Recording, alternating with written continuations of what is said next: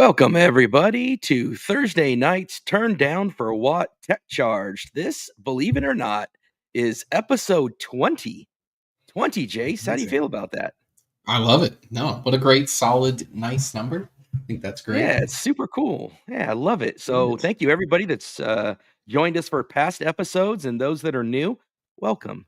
This is Tech Yes. Charged. Usually, you've What got is the Martin Meek. Verizon thing? New and existing Yes, customers. new, So new welcome existing all. customers. We're happy to see you. We have the same great chat regardless, unlike Verizon and those guys that Yeah. only give their best deals. Oh, don't get me started on those guys. Yeah. No, I understand. AT&T's not any better, so. Yeah, man. I've changed carriers so many times. It happens with cable, it happens with internet, it happens with phones. And then it's funny Yep. because I start getting stuff all in the mail about, hey, come back. And I'm like, bro, where were you when Right. you raised your prices 3 times? And I told you I was going to cancel. Where were you then? Like, Mm-hmm. Yep. that's the business world we're in, man. It is. It's always a game, right? It's never Yep, over. So gotta sure love it. is. Yeah, and so normally, if you guys are new to the show, we've got Martin Meek with us from Martin Rebuilds. He is actually traveling the country. Came all the way out here to Literally. California. Has a awesome trip out here. Went down to San Diego. Came all the way out in his Tesla Model S 2015 that he rebuilt. He's got great videos of doing that on his channel. Be sure to check out Martin Rebuild on his channel. We'll leave a link in the description at the end of the show. But yeah, great stuff. Seeing him taking basically, I don't know, for $10,000 or $12,000, rebuilt that thing, and now he's got free supercharging. Came for free all the way from Kansas to San Diego for a wedding. San Diego up to see me here near San Francisco. We went down Lombard Street in my Lightning. Went and saw the Golden Gate Bridge. He went up Sacramento through Yosemite, made his way down to Vegas, Grand Canyon, and All for and then free. all for free on supercharging. So it's like, goodness gracious, man! Can Like, that charge on any version supercharger? yeah, version Awesome. 2, version 3, version 4, all of them. And I think the Amazing. only time it wouldn't might be the things that aren't superchargers, like if you're at a hotel or something like that. But Right. even if it was a Tesla one, I'm guessing it doesn't work for that. But yeah, I mean, what an epic thing if you're one of those people that got locked into that free supercharging, or even now, I think with Yeah. Foundation Series, I think they just sold their last Foundation Series, and part of the way they Yeah, I saw that. incentivized, with that was that free supercharging. So not Well, are they all sold, or are all the foundation trucks that are marked as foundation trucks sold? Because we are they know there test were some foundations that were buffed right out. yeah. And then I'll see people that they're talking about bringing their vehicles in, their Teslas in for service, and they're often getting a Tesla Cybertruck as a loaner, Mm-hmm. because they have so much inventory of it. And Sure. I think this is the EV truck dilemma where none of them are selling particularly well. Mm-hmm. The R1S does better than the R1T. The Mach E Yeah. does better than the Lightning. Cybertruck is number one for a cup of coffee, and then quickly is not. Yep. Still the Lightning reigns supreme. Yeah, and it's kind of funny too because you'll hear Jim talk about how well hybrid is doing. Power boost specifically for the F-150, and Yeah, it's crazy, but those numbers are really moving up. So it's you can't blame Ford for kind of following that market. They see that people want to buy those power boost hybrids, and I think it's sort of the worst of both worlds, right? We've talked about that with these hybrids, especially that type of a hybrid system, not an EREV system, but at the same time, they're seeing very similar things that people do with their Lightnings that they do with their Power Boost hybrid, right? And I think that is opening the door for people. I know it did for us. We bought a Power Boost hybrid, and the next vehicle we bought for myself was a Mach E. So it definitely opened our eyes, and the things that you can do. And I just hope that the same thing happens for other folks as well. That they see, Jim mentioned in his recent interview that power on Pro Power Outboard was something that they are really seeing a huge spike in that people want to use. I know he specifically mentioned like Texas and California and Florida, but I see it here too. We have the transfer switch set up. I see so many people that are interested in it on the groups, whether it be Great Lakes Lightning Club, Midwest Lightning Club, whatever it is. I see Mach-E owners that want it, so it's I'm glad that Ford at least has the options for everybody, and they can kind of follow the market. And the good news is they still have all this data and experience, right, of building a true BEV. So hopefully if the market wants it, they'll be ready to rock and roll for the next gen. Yeah, and that'll be one of the topics tonight, is talking about, like, what do we think about next gen. Jim did have as he always does, man, when that guy does an interview, and one day, Jim, if you're listening, we'd love to have you on the show and do yet another great Absolutely. interview with us. Absolutely. He nails it every time, man. He has a couple of them that he did recently, and he's so transparent. And so, yeah, we'll talk about kind of the big, beautiful bill and what that looks like for Tesla, for Ford, for the industry writ large. We'll touch on BlueCruise 1.5 and what that looks like. That's out for Mach-E, but question mark on Lightning and question mark on previous Mach-E's. Some Ford Pro stuff that you observed. We're going to talk about that.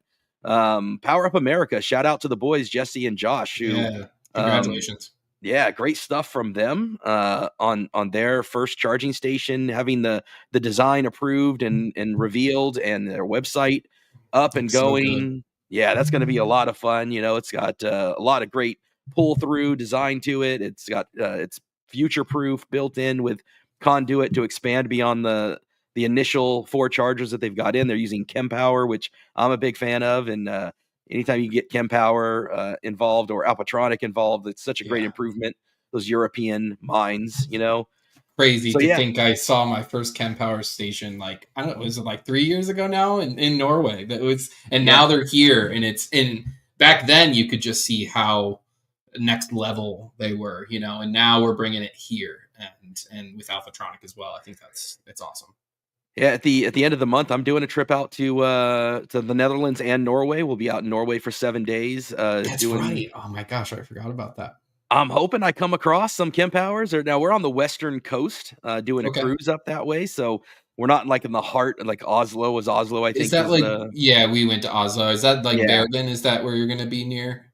Yeah, I can't pronounce the names or even know the names. I know we Yeah. got a bunch of stops. So, we're gonna see the fjords. There's a couple Yeah. of they're typically smaller towns. I'm gonna see if William from Roanoke, Norway, can Heck yeah. meet Yeah. me out for at least one of those stops. But it's again, they're not really in the heart of the city where he's at. But Yeah. he might be able to meet up at one point. So I Definitely mean, message the Ford Norway folks too. I'll be yeah, happy to put in a message for you as well. They are such kind people. I think most of them are in Oslo as well, but it can't hurt to ask. So they yeah. seriously some of the nicest people I've ever met.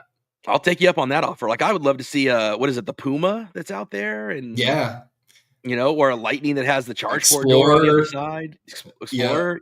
Yeah, one of those EVs that you can't see in the US. I'm hoping I stumble across a couple of those. So I saw an Ice Silverado was one of my first vehicles that I was there, and I was like, "What the heck is this?" They look so big. It's funny. yeah, that's great, man. Yeah. So yeah, lots of cool stuff going on.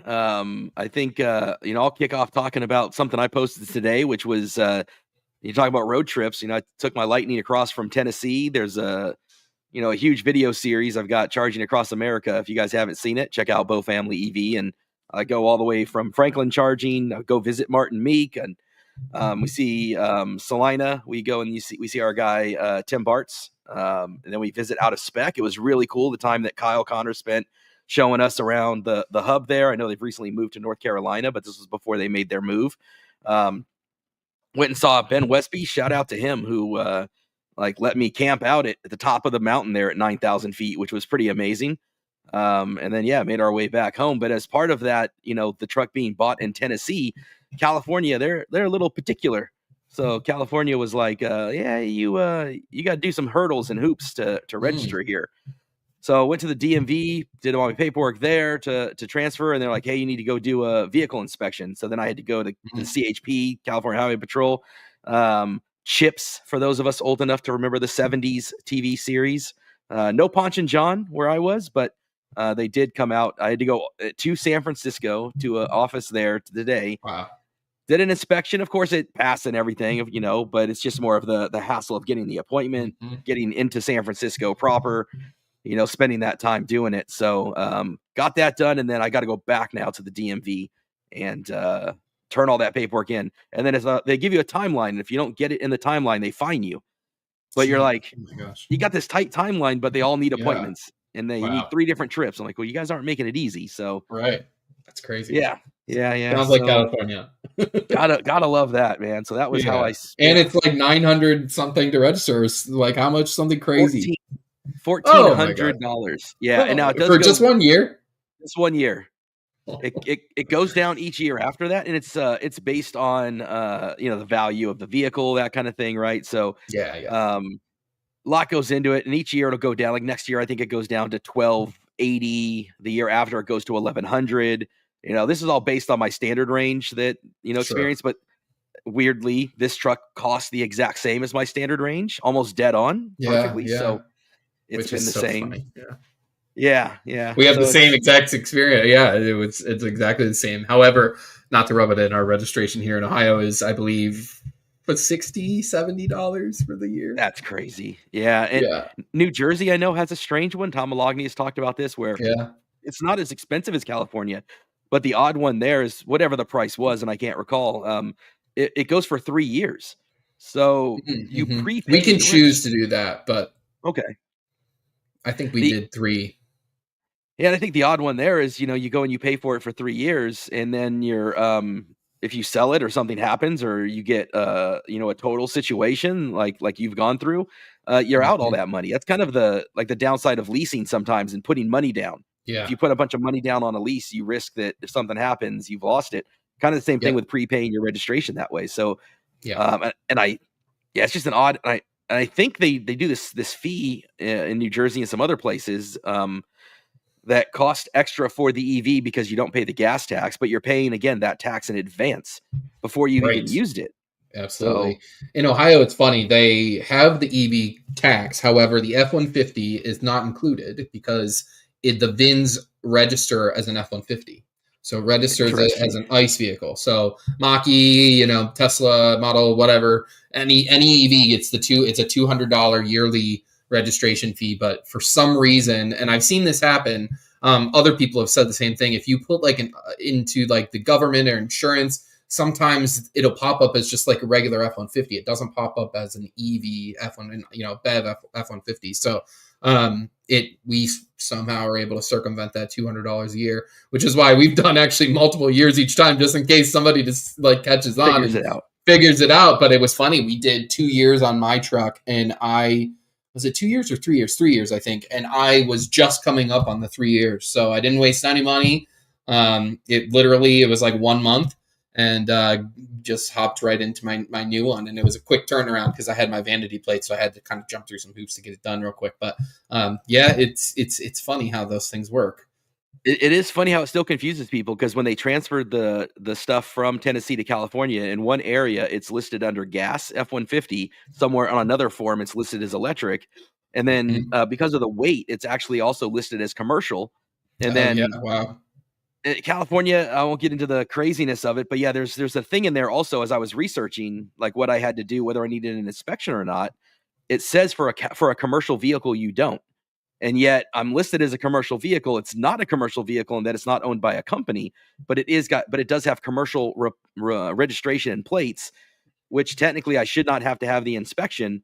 Yet they still require it. So it's like the DMV is still trying to figure out how to handle something. And I think it makes it even more complicated that there's an entire lineup of F-150s existing in systems. They enter them wrong. Maybe, who knows what happens, but I'm interested for my next visit to the DMV to see how it all pans out, Yeah, should be interesting. Yeah. Well, hopefully good luck and it all works out for you.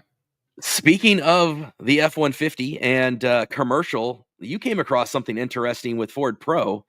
As always, we have to kind of read the tea leaves and try to imagine what it is that we're seeing. There's a couple topics today we'll touch on with that, but the first one is some Pro battery and pricing, some things that we haven't seen on the website. Tell us about what you saw. Yeah, so somebody had tweeted this week that they all of a sudden saw the F-150 Lightning Pro popping back up on the configurator, so to start from the very beginning, for folks that don't know, obviously the Pro launched, at what, 39 or 1,000 or 35, whatever, 36, whatever it was. And they actually, to Ford's credit, did sell a few at that price. I don't think very many, but they did sell a few, so that was great. But it has since obviously come up drastically in price.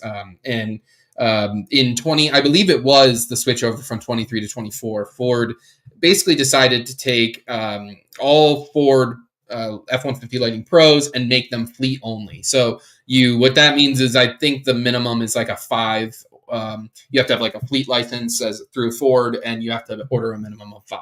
Now, that doesn't mean they weren't impossible to find, because there were people who they were a little bit harder in 2024, but you could still find them where people like canceled their orders and dealers would sell them to get rid of them. So before there's 2024 and beyond, we saw if you were to come here on the build and price as a normal, non-fleet customer, you would have just seen XLT, Flash, Lariat, Platinum. Pro was not available, only for fleet. Like I said, buying like 5 or more. That seemingly has changed. Not really a shocker, because with the tax credit going away and things happening, and just market or the market not really responding super well to EV trucks. I think Ford just had to sell them in any way that they can, right? So so we've seen Ford pop up, or the Pro pop up on the build and price, and so I kind of tweeted that out right away when that person saw it, and it's very interesting. If you kind of drill down there, what we kind of learned even more was we don't see the 98 kilowatt hour option. We only see the 123 and the 131. So interesting, right? Yes, very. And it is interesting too that Ford has chosen, at least for now, and this may change, but that Ford has chosen to still call this 123 kilowatt hour battery the extended range battery. I think it's a little confusing.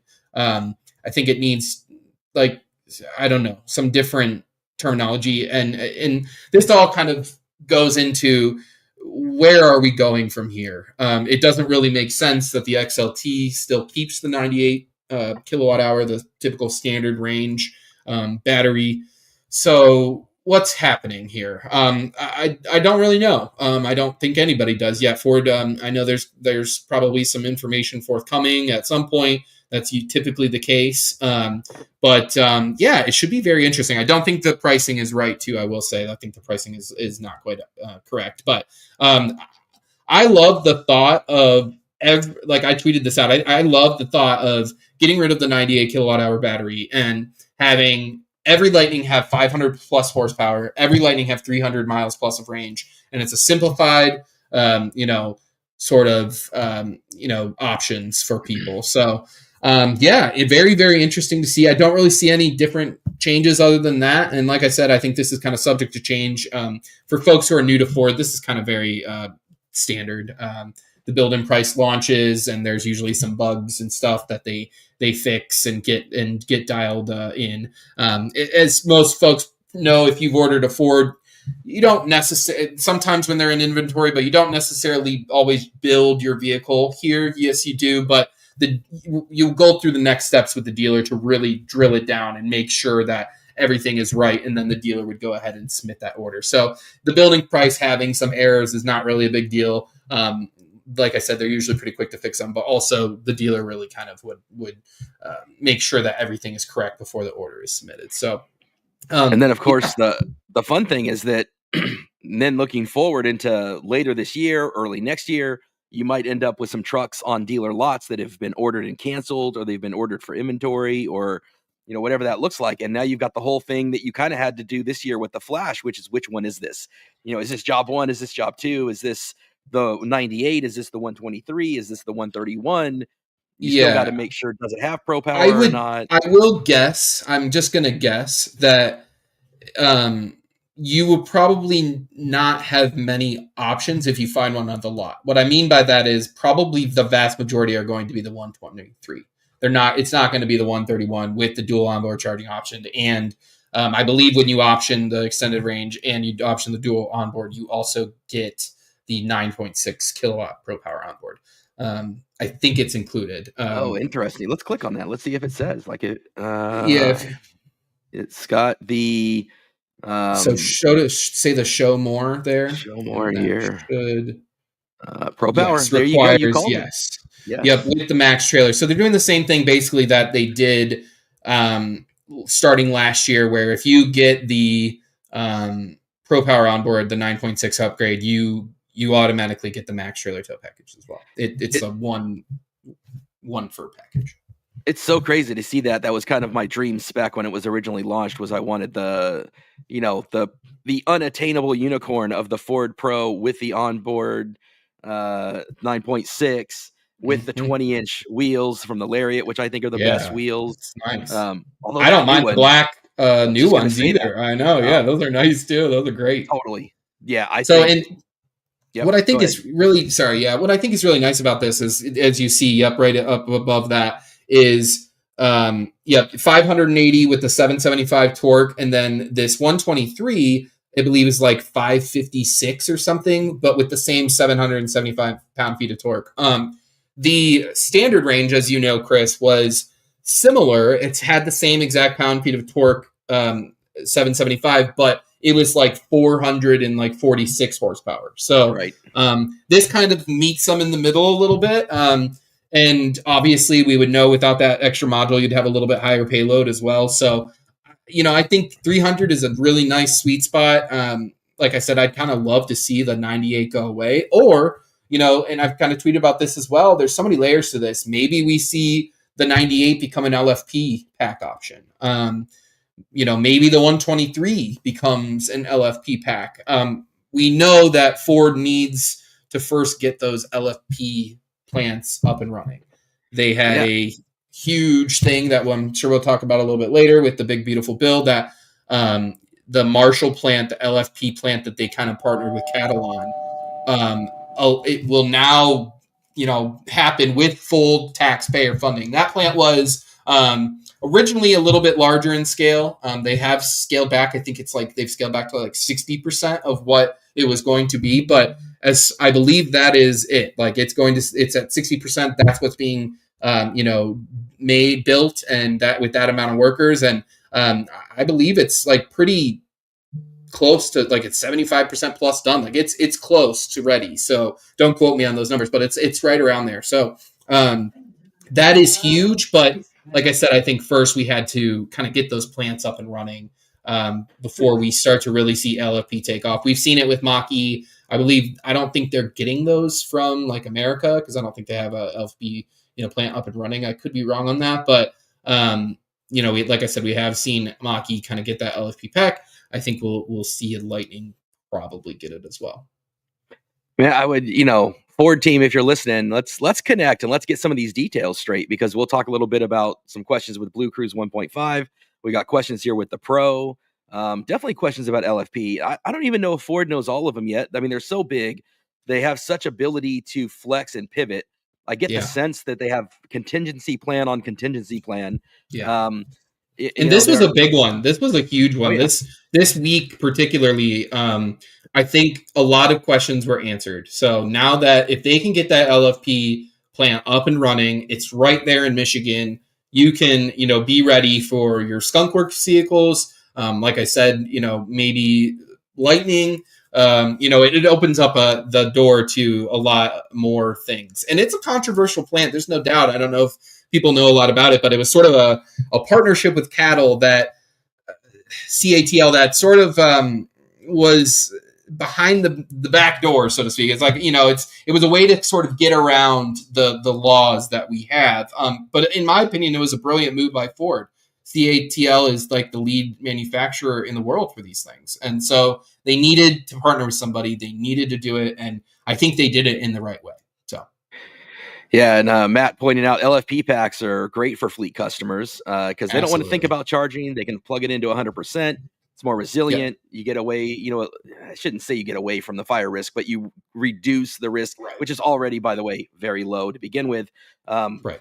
But, it's sometimes if you're trying, with my 9 to 5, I know what it's like to go through a giant juggernaut of a company when you're doing fleet or government. You're trying to fight already to get an EV in there. Now you're trying to fight these perceptions. And if it's one more tool that allows you to be, hey, we plug it in, it goes to 100. Hey, it's got less fire risk.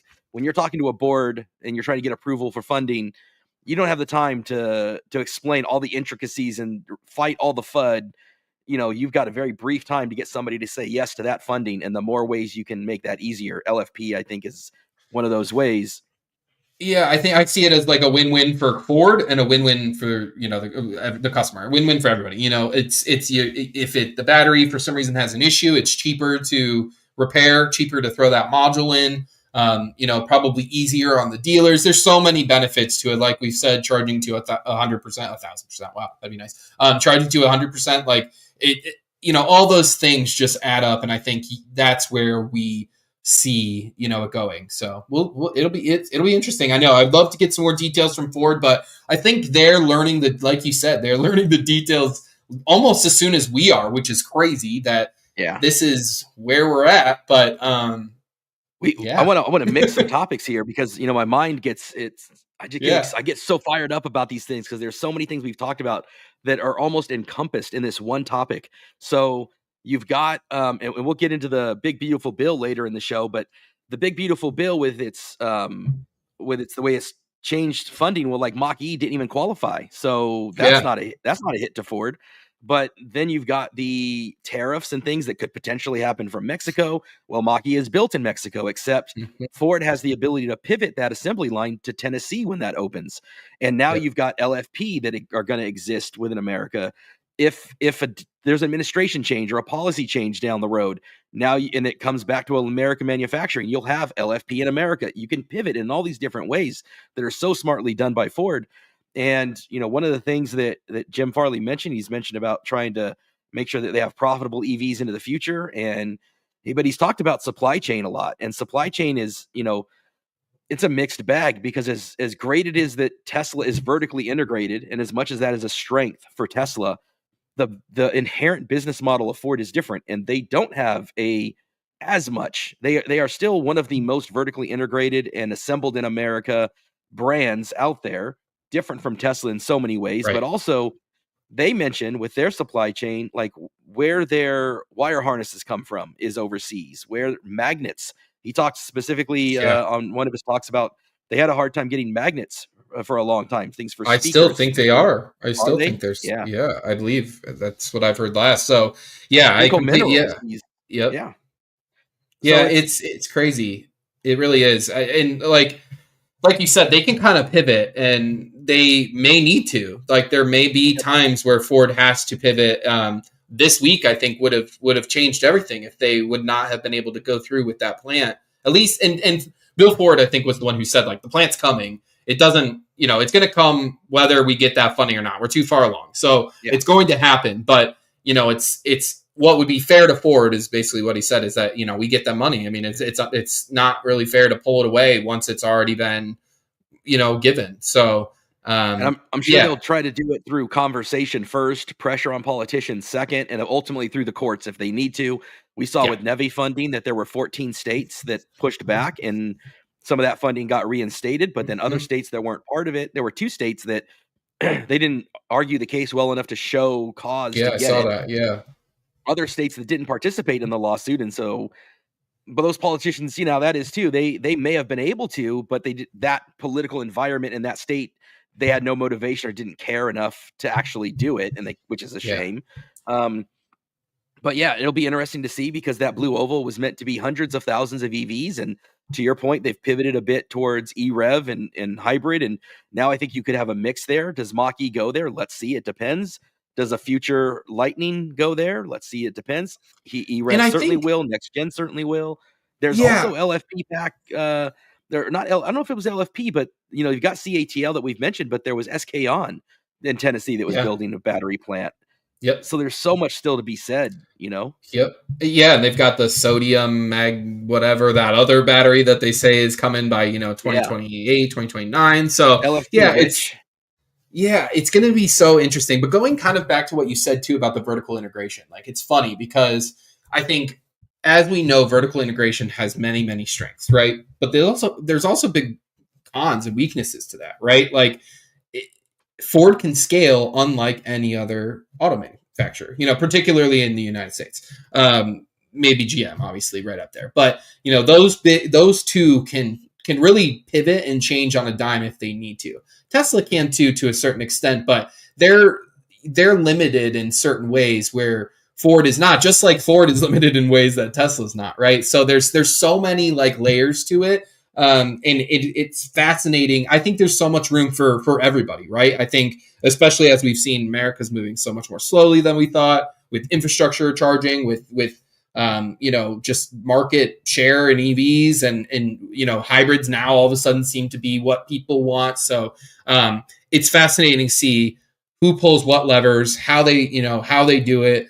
People, GM for a while, was like, oh, Mary led, they're way behind, but now look at them. So Yeah. it's everything has flipped, and who knows what is going to happen. But at the end of the day, I still think Ford, particularly, is well positioned with their options for everybody, but also like with their, Ford Credit and Ford Pro. These are things that allow Ford to be very, very flexible and carry millions and millions of dollars in debt that doesn't count against them. They want that debt. Yeah, it's interesting the different approaches and strategies. Ford with their Ford financing. My truck is under Ford financing. I have special Both of APR. ours as well. Yep. Yep. So that's And Ford definitely Credit is amazing, to be honest with you. One of the yeah. top rated companies in the United States is a separate company from Ford. And just, I don't know if you've used their app and stuff, like it's great. If you ever call them, we had an issue with Justin's vanity plates and we were trying to get it done. And I just finally told him, just call Ford Credit. The dealer was being wonky. I'm like, just call Ford Credit. They'll take care of you. It's literally within like 5 minutes. Ford Credit's like, yep, we'll send you this. But they're just, Ford Credit really is that good. So it's fascinating, like you said, the juxtaposition and the choices that all these companies make. Ford, in particular, has obviously decided on, especially on the EV side, that they want to, customer experience is big and they want to invest in that, and they're still investing in that. Coming to Electrify Expo, coming to wherever else. So it's fascinating. It really is. Yeah, and I'm trying to bring up you were talking about it here, and the iPhone, God bless them, it can link, but then it wants my face, but then it wants it to be Yeah. locked, but all this other stuff. But yeah, I do have the Ford Credit app. It was one of the cool things that when I saw it, I was like, oh, that's really cool. That's an awesome feature to be able to have.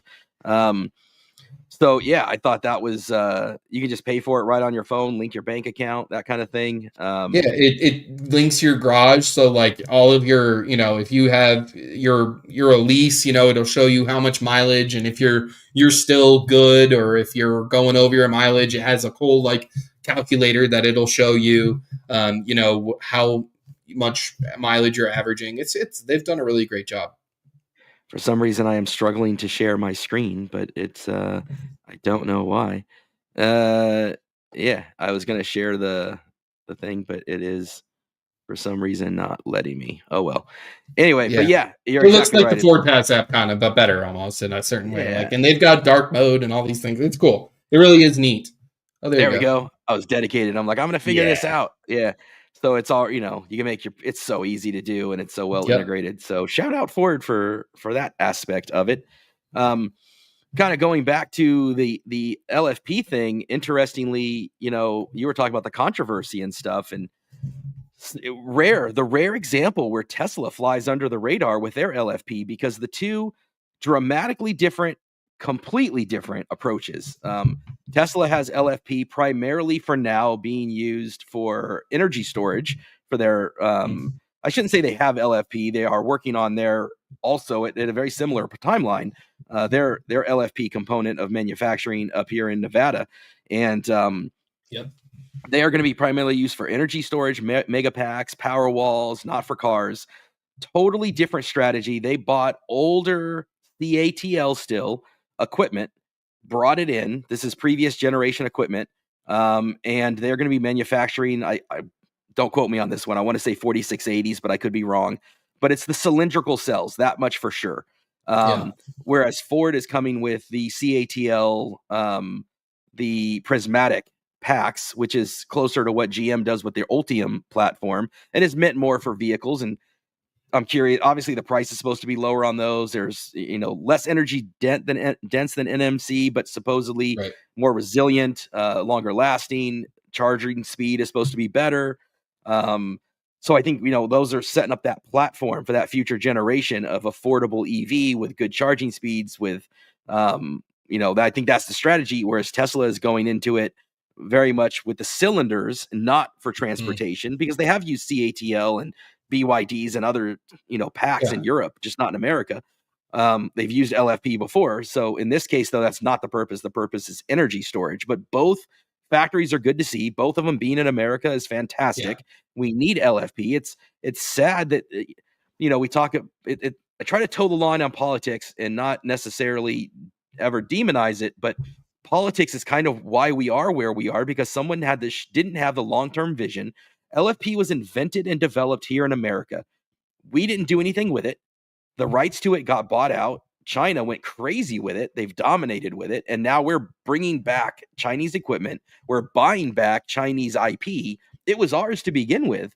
and we don't And know how to make it. Yeah, it's crazy. yeah, And can't yeah. make And it. so Yeah, So to see it back in the U.S., where it kind of was born I guess not raised, it was raised in China, but born here in America, yeah, to see it return home under the Tesla and Ford umbrella is an encouraging sign, yeah, even if that is with a license from CATL. But Tesla went largely under the radar with their CATL agreement, whereas Ford has their own equipment, their own staff, their own crew. They're just literally licensing the same way we'd license from StreamYard or license from anything else, right? You're buying the rights to that intellectual property. Chinese manufacturing folks will come in and train the Ford team. But yeah, it's interesting. I think a lot of that comes from the unionization, the fact that it's in the Midwest, not in California, not in Nevada, in the case of Giga Nevada. So yeah, Tesla yeah. And managed to get it bringing under it the into radar. Michigan, yeah, I think bringing it into Michigan too, with partnering with CATL as an American, big three manufacturer, I think was controversial. For within Michigan, I know it was. So it's fascinating. There's a lot that go into it, but I agree. I think it's huge that we're getting this up and running. It's fascinating to me. I haven't heard anything from GM about LFP. Yeah. Nothing that I've seen, at least. So No, neither have I. usually they're kind of in lockstep. Usually like we saw with GM, the sodium whatever battery that was. Ford released the headlines like. And then 2 weeks later, GM literally GM. had like the same exact headline Yeah.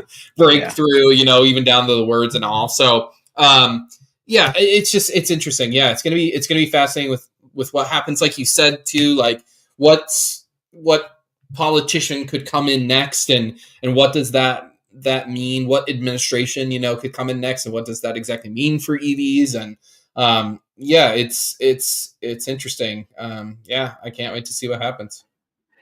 Yeah, and that's the thing about American politics that's so tough for business, is that in places like China, and I always have to preface and say I'm not advocating for communism or the way Chinese business is done. I am not advocating for that. But one of the strengths of that is that when they set a vision, they are focused on it. They are Yeah. unified. You still have And the competition. government gives them They do. unlimited support to Yes. make that happen. Yeah. And so they're all rowing they're all these companies are in separate, I guess canoes isn't the right word, but they are all Yeah. rowing the same direction on the same river. And and in America, you got all these people all over the place, and it changes. So it's like, yeah, you've got this bill was signed and under previous administrations, and it has these dates of 2035, 2030, all these different things. They're meaningless. They're meaningless. And for a company that's to have that be able to be dismantled the way it did, to have Nevi be able to be paused the way it did, how do you have any faith in any of this stuff? And it works both Yeah. ways. And then, you can have midterm elections where that changes. You can have the next elections where that Yeah. changes. And we saw it with the tariffs too, right? I mean, it's Oh yeah. Wake up. Ford, What's I'm the tariff sure, was say? I don't having know. these, yeah, like Ford's having these monumental, like huge conversations in these, these boardrooms, I'm sure. And it could all change in a moment. I mean, it's just, I can't imagine the confusion. And like you said, that doesn't inspire confidence for anyone to invest or do business here. There's got to be a better way than the discombobulation that we have, right? I get, Doge, and I do get these things, but I think there has to be a better way to go about it, right? Josh Turner, shout out, joining us talking about Nevi. You missed our opening, Josh. Welcome to the show. We Yeah, did shout out, by the way, Power Up America and your new website and launching your first station. And so shout out to you and Jesse for that accomplishment. Video is up and the chat is up on the Turn Down for What podcast page on YouTube, and also Power Up America page on X. The website is up. We've got all kinds of cool stuff there. So make sure you guys check that out.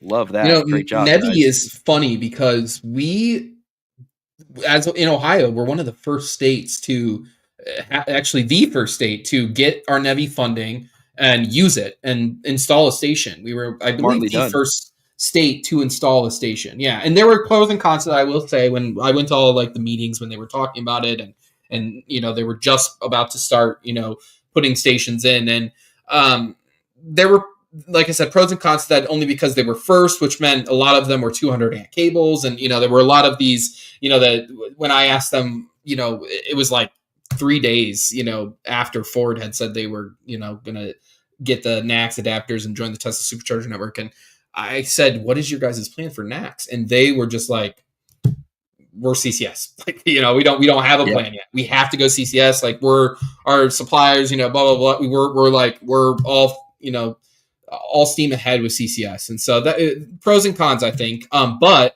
now, I mean, who could have predicted that Nevi funds would be frozen like this? So maybe now it was a good thing and smart, like you said. But I'm curious where they're at, because being one of the, if not the first state, where are they now with the frozen Nevi funds? I believe like phase 1 was almost complete. So we may have basically our whole phase 1 complete, and other states don't even have a single station in. That's crazy. Yeah, and then Kentucky, where they've opened up, or they are building, I should say, their first charging site with Power Up America. They were one that got their funding approved and all in right under the kind of the radar there before everything changed. So that's why Josh and Jesse have been able to move forward there. They're looking at alternatives. Looks like Josh is saying Ohio, Kentucky did the most for the East Coast. So great for them in that opportunity. But Tennessee, where they've got a bunch of approvals, is still this big question mark. And, we don't know what's going to happen with those in some other states. I think Florida, and Florida is one of those states where they could just be like, we don't need your government funding and, blah, blah, blah. I'm like, why are you turning away free money? What are you doing? DeSantis, come on. Like, let's get some stuff in the ground. And so be curious to see kind of how that goes. Anthony here talking about big surprises with Nevi. And Washington State never even completed their first round of RFPs. I mean, that's shocking for Washington State, right? They're a big early adopter usually. Yeah. So to know that those had been kind of dragging their feet there, I'm surprised to hear that, Anthony. That's crazy. And then Josh just mentioning that doesn't think that those states will thrive as much. Probably North Carolina. That's another big one, man. North Carolina, it is the heart of EV. That's where Out of Spec moved to North Carolina. You got Kempower. Alpatronic is in North Carolina. They have the whole triangle, the university triangle with Duke in North Carolina, and there's a third university there I'm not remembering at the moment. Georgia never got a single site obligated. Shocking. Those are 3 big states that I know Power Up America was involved with, and it changes the entire dynamic of all the investment and the plans and the stuff and it's not just Josh and Jesse, it's the contractors that were going to build those sites. It's the suppliers. The suppliers, right. Yeah. Kempower, Alpatronic, Lincoln, these people that came into the US built their manufacturing around this promise and this idea. And these are American jobs, American energy. I really hope this turns the corner and gets away from the politics and focuses on and I've always said this about my own solar panels, it's the energy independence. Not to get too far afield here, but California has 2 oil plants. One of them is down in Southern California near Los Angeles. One of them's here in the Bay Area. Both of them in the next year or 2 are going to shut down and leave because of different regulations and different environmental requirements, and they've just decided they can't do business. Going back to when I was a kid, we used to have like 30-something oil refineries in California. And because of different legislation, we are down to like 9.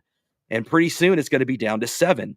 And we provide all of the oil for Oregon, Nevada, Arizona, California, and there are no pipelines. People, they think drill, baby, drill. They think the price is coming down, they think that's energy independence, and it's not. We get a tremendous amount of oil barged in to our refineries. People don't realize that a lot of the oil that we pump is not used for transportation, that we built up our Mhm. manufacturing and our refineries over the years for foreign oil, and the level of crude that comes from foreign entities versus what's drilled for in America is different. Now that oil still is great for all the stuff, the roads, your makeup, not my makeup, not your makeup, maybe your makeup. I don't know. I'm not here to judge. But Yeah. whoever, right? It's in My makeup. paint. It's your paint, right? It's in our Yeah. cars. It's in pills. It's in oil is in everything. There's a Yeah. whole big diatribe on, I can't remember the name of that show now that I love so much, but with Billy Bob Thornton, he does an amazing talk about it. But so a lot of our oil people think goes for that, and it doesn't. We're buying a tremendous amount of foreign oil. It's going to get far worse. The price in California is going to go far higher. There's other complicated reasons with taxes and summer blends and all this other nonsense we Sure. do out Yeah. here that makes it tough. But it's not just going to affect us; it's going to affect the entire West Coast, and that pain is coming. And my argument has always been, when it comes to this stuff, um, that oil is precious, and if you're going to do something with oil, stop burning it. If you're going to make Mhm. a plastic panel, if you're going to make a road, all that can be dug up, all that can be recycled, it can be remanufactured. Even if you say that a lot of that doesn't exist today, the ability to do that at some point and to innovate that, to make it exist, there is that possibility. There is nothing I can do once I've burned it. Why Yeah. are we burning oil for energy? Why are we burning it for transport when we don't need to? If you want to Yeah. tell me heavy equipment needs it, airplanes need it, shipping needs it, fine. What doesn't need it is the day-to-day commuting, all the people that own single family homes that have charging at home. We're sitting at 8-10%, whatever it is.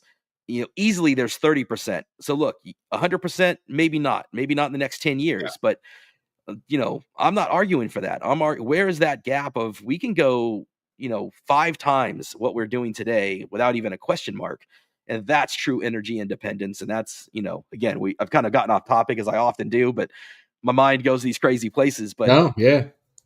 No, I think it's that's exactly what Jim just said, though. We even mentioned it earlier in this conversation. Jim Farley said, like, people are becoming aware of that, right? Energy independence. Like, that is becoming a thing. People are very interested in that, not just in California and Florida and Texas, which are huge for that, but in other states and areas too. It's huge. So, yeah, no, yeah. I think all this plays into it, and what Ford is going to do. I mean, I don't know if we want to kind of segue into that. Like, what do we see Ford's future EVs? Jim has kind of mentioned that. I think we've kind of talked about it a little bit. Like, the Skunk Works project. I think first we see that midsize, pickup. We're hearing like Ranger, EV. So, but Jim's been very clear, right? Like, no level 4. Obviously, maybe even not level 3 on that. They're really going for a niche, sort of, not niche, but in a certain sense, they are. Like, it's this, younger, more, affordable vehicle, as opposed to what we saw with Mach-E and Lightning, that was much more, higher priced, bigger vehicles, with all of the technology, and not that we won't see it on those. And I think that's what's going to be fascinating for me. And I see a lot of people kind of like, it's current Lightning bios. They're like, I don't know if I see like a future with Ford, like, I'm worried that I don't fit into what they are trying to sell, and so that's going to be interesting. But Ford hasn't really said, like, I still think there may be a successor to the F-150 Lightning coming. The scale of that, and the amount that they build might not be as high per se as Skunk Works, but I don't necessarily think that Ford is saying no to expensive EVs. I think they're just wanting to focus more on the inexpensive EVs.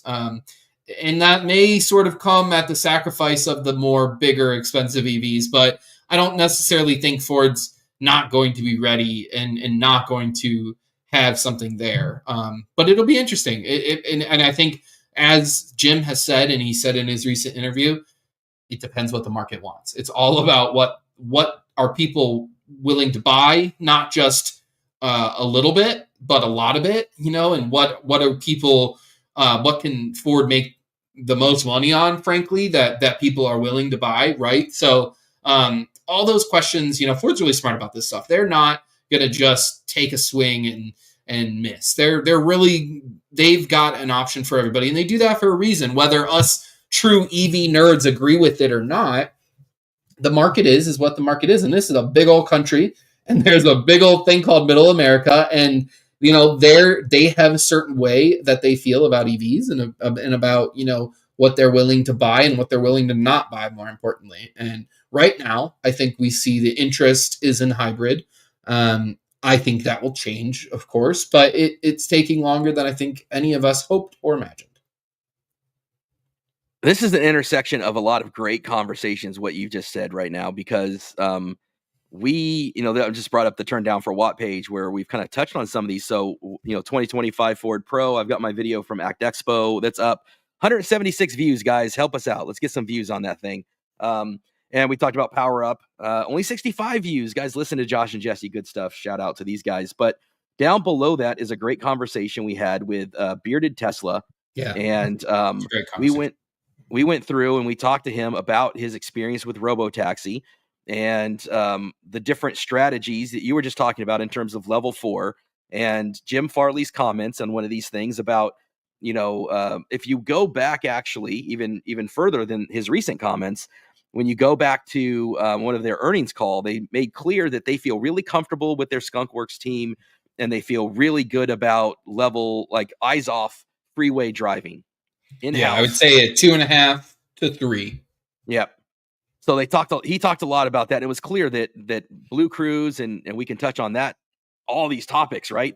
They just released BlueCruise 1.5 that's got automatic lane changing. Why don't we just real quick before we jump into Robotaxi, let's talk, because BlueCruise is a quick one. So as we saw, like Chris mentioned, BlueCruise 1.5. Now, we haven't heard a lot from Ford on this, which they're kind of cagey about BlueCruise in general. I don't really know why. I don't know. It's a funny thing, but long story short, the 2025 Mach-E is coming with BlueCruise 1.5. 1.5 does enable automatic lane change. So, instead of you having to tap your blinker, it will automatically do it for you. It's one of those things. I never thought I'd use the lane change much in BlueCruise, and now that I have it, I use it almost every time I change lanes. So I feel like automatic lane change, I have similar feelings about. Like, I'm like, I don't know if I really want that, but once I have it and in practice, I'm sure I'll appreciate having it. But I do kind of like to be in charge of my lane changes, which is why I kind of like what I have now, where I still decide to engage the blinker or not. So I don't know if you've noticed on your truck, but the newer animated screens say like lane change available, which is funny, and a change from kind of what we used to have with the old BlueCruise 1.0. So, but within that announcement, like I said, we didn't really see. Here's Mach-E Vlog taking their trip with their first trip, and you can kind of see the animations have changed there on the screen. There's a lot of different changes on the instrument cluster there. But really, I mean, I think sort of same thing. The biggest feature that we add is automatic lane change and maybe, staying in the lane, more often. One thing we didn't really know was for a long time when it was coming, right? Eventually we were going to run out of new BlueCruise versions for our currently equipped trucks. I say ours, saying I'm pretty sure our 2024s don't, and you have 2025. I'm pretty sure they don't have the ability to go to 1.5, but we don't know. Ford could have been secretly updating that hardware. I reached out to our common friends at Ford and said, hey, specifically, does this mean that the hardware is not in the 2025, even though it's in the 25 Mach-E? Is it not in the Lightning? I did not hear back. Okay, interesting. So, like I said, KG about BlueCruise. I didn't press on it. I'm just going to let it float out there. It's been asked. We'll circle back around at some point, maybe at Electrify Expo. Sometimes I get some whispers when we're in person that I can't get officially. So, and then it'll come out in due time. But what we did see from a few official journalists and sources is that there was a little note in there that said BlueCruise 1.5 does take hardware changes. It is, there's significantly more processing power needed, and that does require a hardware upgrade. It's very unlikely that Ford would offer this upgrade to folks. I think that's kind of cool. I know that like Lucid just did this like today or yesterday. They started sending out emails. It wasn't necessarily ADAS related, but their entire, infotainment speed, everything. You could upgrade essentially your chip, your MCU, if you will. I think they call it the CCC. You could update it to their 2.0 version for I think it's like $960, and they said faster touchscreen response, faster, all these things, and so that's pretty cool. I think that's pretty awesome. Like I said, that's not typical of Ford. I don't see that happening. They don't go back. I would even guess that their hardware upgrade might involve different modules, They have a hard enough time with the software, and it could be different harnesses, different connectors. They're not going to go back and tear apart a dashboard. And it's just, and you don't want to be honest with you. It's designed to be taken apart and swapped the MCU. It's not. I completely agree. I think Lucid probably has an easy way of just swapping that chip out, and it's not too hard. But in the future, when they talk about we don't have the zonal architecture currently. The future is going to be some kind of the hybrid of zonal. Rivian, Tesla, Lucid use that kind of easier to swap stuff. Tesla all the way back. In fact, we were talking about Martin's 2015. His switched already from MCU 1 to MCU 2.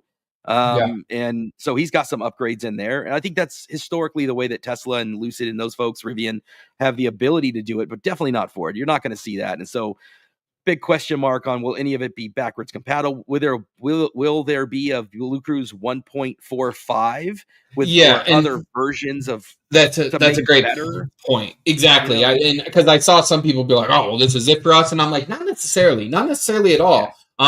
We could see it split off. Now, the naming scheme kind of tells me maybe that's not necessarily what's going to happen, but we don't know. We really don't know.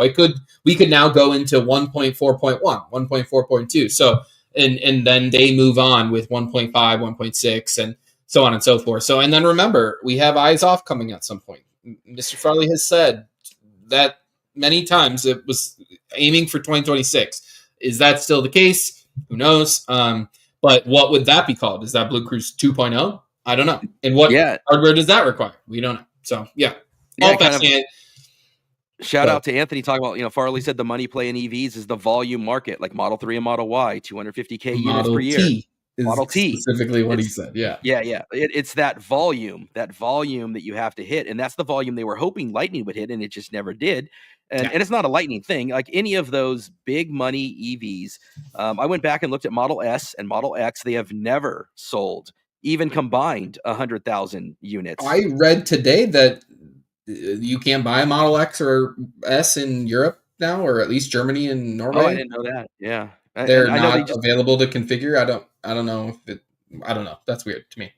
Yeah, and Silverado, GMC, none of those have been done. Those big, R1T, R1S, none of those. We see so many people like, we just need the Silverado EV. That's what we needed. If the 450, no, nobody's buying it. It's not any better than Lightning. It's not much worse either. But it's about the same. And it's not the big product. It's not the product of the century. Certainly, like what we're told Cybertruck would be. So, none of them are. I mean, it's just not what people are buying in mass right now. Right. So, I think that kind of finishes off the BlueCruise, conversation, but that's, maybe we can go, kind of a little bit more into Robotaxi now, but that is sort of where we are with BlueCruise.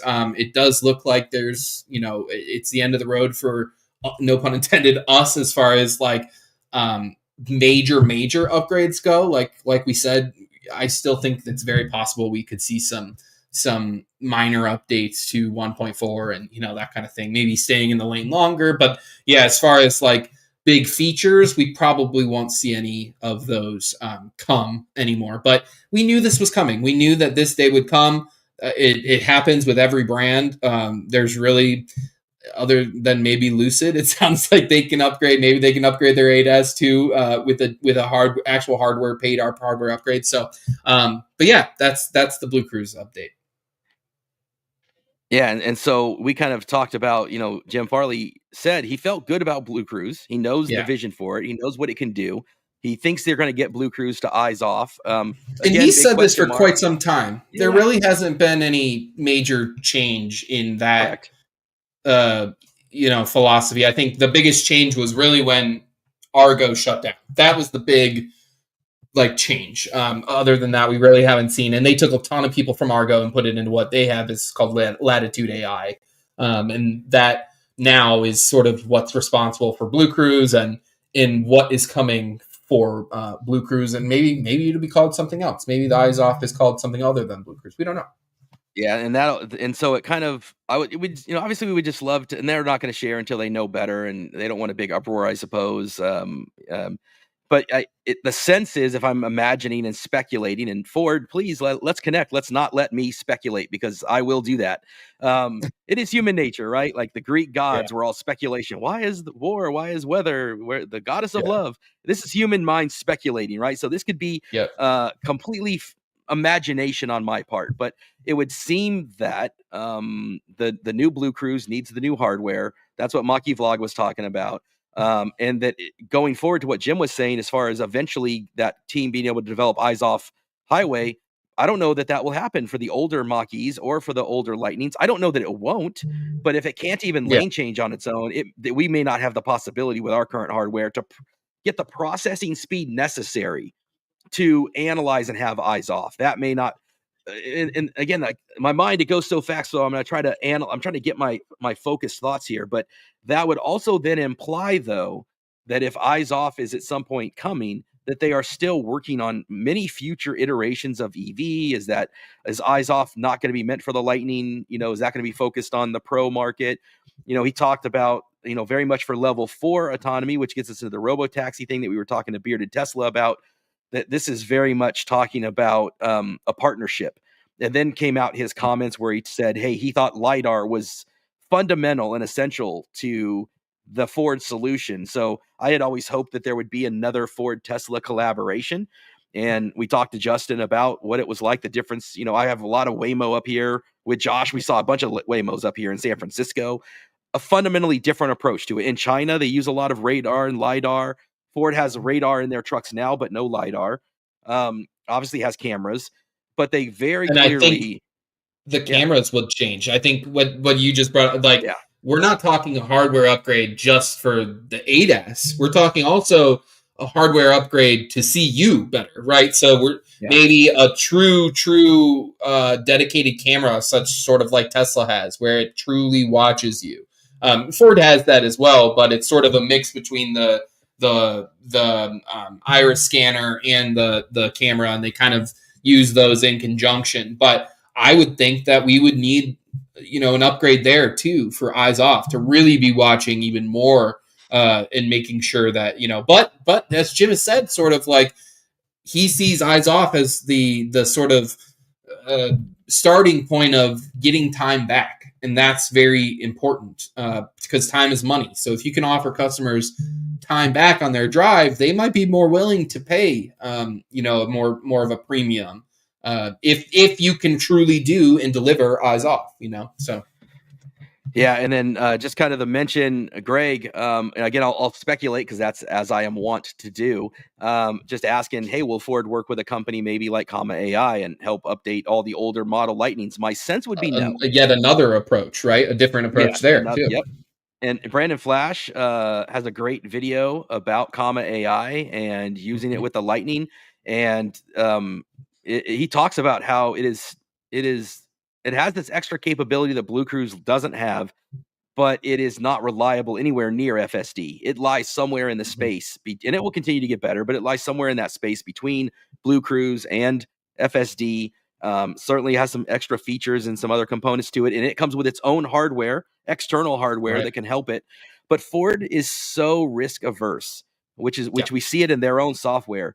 It is hard to imagine, and you never say never. I can't speak for Ford. I don't have any Yeah. inside information here, but from all my experience with them, it's hard to imagine them going with a third party partnership and integrate it into old technology. They are a kind of, we're moving forward. They're not going to go back. I mean, they'll have little support things, bugs and fixes and things to refine what exists in the past up to a certain point. But I don't see a lot of incredible innovation coming, hardware switches, hardware add-ons. they're just not known for that type of thing. It would be a real different.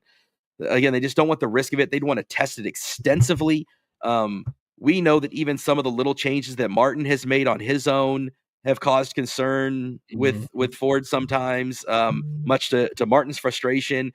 And arguably, there's not a lot of risk there. These little things that. So now imagine the scale of a comma AI, right? I don't sense that that's a Ford move. Yeah, and I think this whole conversation goes into why, unpopularly, I have been very vocal that I never saw Ford as an FSD partner. I think a lot happened. First of all, with the NACS situation, I think Ford felt they got a little burned. I'm not speaking for Ford here publicly. I have no idea truly how they feel about it, but just based off of kind of what I saw, and I can't imagine that there weren't a couple times where they were like, what are we doing? You know, Elon fired the whole team. Now, if you know, sort of like what's going on with tariffs and all that stuff. Same sort of, vein where it's just like, oh my gosh, now, we got suckered into this, right? So, but as we've seen, that kind of, evened out. It mellowed out. Things got better. But there were some real struggles there. Remember the adapter hell? I mean, people weren't getting their adapters. Ford had to turn to another supplier, against maybe, which we don't even know if that was against the original agreement. My guess is that original agreement did not have anybody but Tesla manufacturing adapters. I almost guarantee it. But I don't think they had the foresight. Changed. Yeah, so much changed before that. That same schizophrenic bipolar craziness that has led to where we are now with politics, that same personality. And I just, like you said, half the supercharger team is gone now. Who's making the adapter? Right. Who's doing the invoices? Who's getting manufacturing? That's how Ford does business. They never have, and they're 120 plus year. And neither does GM. That is not that's antithetical to how big three GMs have operated, because they've been there, done that. They've done they've been through the lawsuits. They've been through all the stuff. They don't want to do that again. And so, and they also know that they follow the market, I think more so than Tesla does, right? Tesla makes big swings, whether the market. Tesla creates the market. Ford reacts and fulfills the current market. Tesla creates a market with a vision. Absolutely, but that doesn't necessarily translate to sales, as we've seen, right? So it's or Model S or Model X, neither one of those, or FSD in general. Falcon wing doors, FSD, right? There's a number of things that they have pioneered and are not the Model Y or the Model 3. Those things were home run grand slams. Not everything has been. In terms of scale. Exactly. Yeah, and even and the Model Y has been absolutely killer. But we're starting to see its peak, which is crazy to me. But it is happening. And that shows you that, but the RAV4 is not peaking. The RAV4 is staying up there. So, it's just these interesting decisions that each company goes through and makes. But to go back to the Robotaxi conversation, I never saw, personally, after especially what happened with NACS, I did not see Ford partnering with Tesla on FSD, at least in the current form. I think it would take a long time for Tesla almost to prove to Ford that their product is good enough to take that risk. And I think it would have to get to the point where Tesla. I've always said that for one, you're always, as usual, you're the wise and sober voice in it. I was always rooting for the Tesla partnership because I thought it would be so much fun to see them be part of that innovation. But I have also said when it comes to that stuff that the moment you know that it's really baked in well is when Tesla can say, if you use our product as intended, which any other product, this would be the case. If you use FSD unsupervised as intended, Robotaxi or other, and then there is a problem, there's an accident, then we as Tesla are responsible. Now, maybe that means because Tesla has Tesla insurance. Maybe that's if you buy a Tesla and you insure through Tesla and the Tesla software, whether that's because we've seen which don't you think that's already, this conversation's too many hoops for Ford, right? So if it's only Tesla insurance, if it's this, if it's that, that's not going to be good enough for an OEM. A big OEM like that's been around for 120 plus years and put their name on the line. It's not good enough. Tesla doesn't even do that, which is, the idea that you can auto summons. But BYD does apparently, which is crazy. Right. Well, starting as of recently. The BYD is so they're taking liability, which is wow. I mean, I do think you need to, though. I am not going to be comfortable. Absolutely. I've seen my friend Thaddeus, who works with me, has a Tesla. I use him a lot for whenever I get a Tesla product or something that I need, I give it to Thaddeus. And I have a couple videos coming up of stuff I've given to him because I don't own a Tesla. But I've seen the auto summons, and we went to a pretty much empty parking lot to have it summons. And but I've seen videos of it cutting curbs and colliding with other cars as it pulls out. And you know who's responsible for that is you as the driver. Well, I used your auto summons as intended and it crashed, and I wasn't behind the wheel. And I don't think I should be responsible for that. Even more so for Robotaxi and FSD supervised is 100% different. It Right. literally is supervised. That's part of the agreement. But when you're talking Robotaxi, to me, Tesla has to be accountable and take responsibility for that if they are truly confident in it. And they have their own insurance, their own underwriting now. It used to be underwritten by a different company. Tesla literally underwrites it themselves now. That's when I know they will be confident. That's the level Ford would have to have, that level of confidence. You're right. They're not there. I mistakenly thought for sure that would be the path. I'm disappointed because I just love the idea of FSD so Mhm. much. So we'll see what they come up with when it comes to their And, LiDAR you stuff. know, I'll say this: it's not that there's 100% chance that it's not going to happen. And I don't think, by the way, anything can happen. the argument got to where it was like they chose Waymo. He didn't say that. He said LiDAR needs to be integrated, and so it doesn't But mean I it's going to think be Waymo. I agree completely. But I think what it said was they have, if not chosen, they've come close to choosing a direction, not a company, but a direction. I think they think LiDAR / radar / cameras is the ultimate goal. And there's so many. I'm not a vision only hater. Like I'm not saying that it's not going to happen. But we're just not there yet. So maybe Ford takes that middle road approach where they go with the Waymo style, where Hybrid. It's hybrid again. Yeah, and like their modules, like so much else, it's a hybrid of LiDAR cameras. I think it's going to be somewhere in between. And people are like, well, and I forget what it's called, the sensor, like the combination of putting all the data, because you have to, like, the LiDAR is a sensor, the radar is a sensor, and then the camera is a sensor, and you have to make those all talk to each other within milliseconds, even probably nanoseconds, right? So, and people are like, it's just easier to do vision, right? But we know that vision comes with certain cons, right? Certain I can't think of the word, but cons, for lack of a better word. And Ford is not willing, I don't think, to accept all of the things that vision only comes with. So it's just, and on top of it, right, the business aspect of it. So the riskiness, and in Ford's eyes, the riskiness, and just how Tesla sort of does business, and Ford just doesn't quite do business that way. So, then you have to remember that Ford is not only, they're making a huge push with BlueCruise in their ICE vehicles. So they're not just looking for ADAS for EVs. They're looking for ADAS for their entire fleet. They're looking for ADAS, more importantly, for Ford Pro, which is a whole nother, as you mentioned, so that's a whole nother conversation right there. Tesla doesn't really have that B2B business, right? They not like Ford. Ford has the Transit and huge businesses that buy F-350s and ambulance, all these things. So the USPS, right? They're using a bunch of Ford parts. There's all these things that Ford has to keep an eye out for, and I think they want to do it right. And right now, Tesla has not shown that the juice is worth the squeeze, right? That may change. And then maybe Ford will be like, it's totally worth it, But at this current point in time, I don't see it. Even with everything that's just happened with Robotaxi in Austin, I'm not currently seeing that tipping point. Again, that could change at any point. But I do think, like you said, Jim didn't say Ford has chosen Waymo. I agree. Yes. But I do believe he sort of was hinting that Ford is either close to or has chosen sort of the direction that they want to head. And I think that is very telling. I sort of thought that's exactly what the case would be.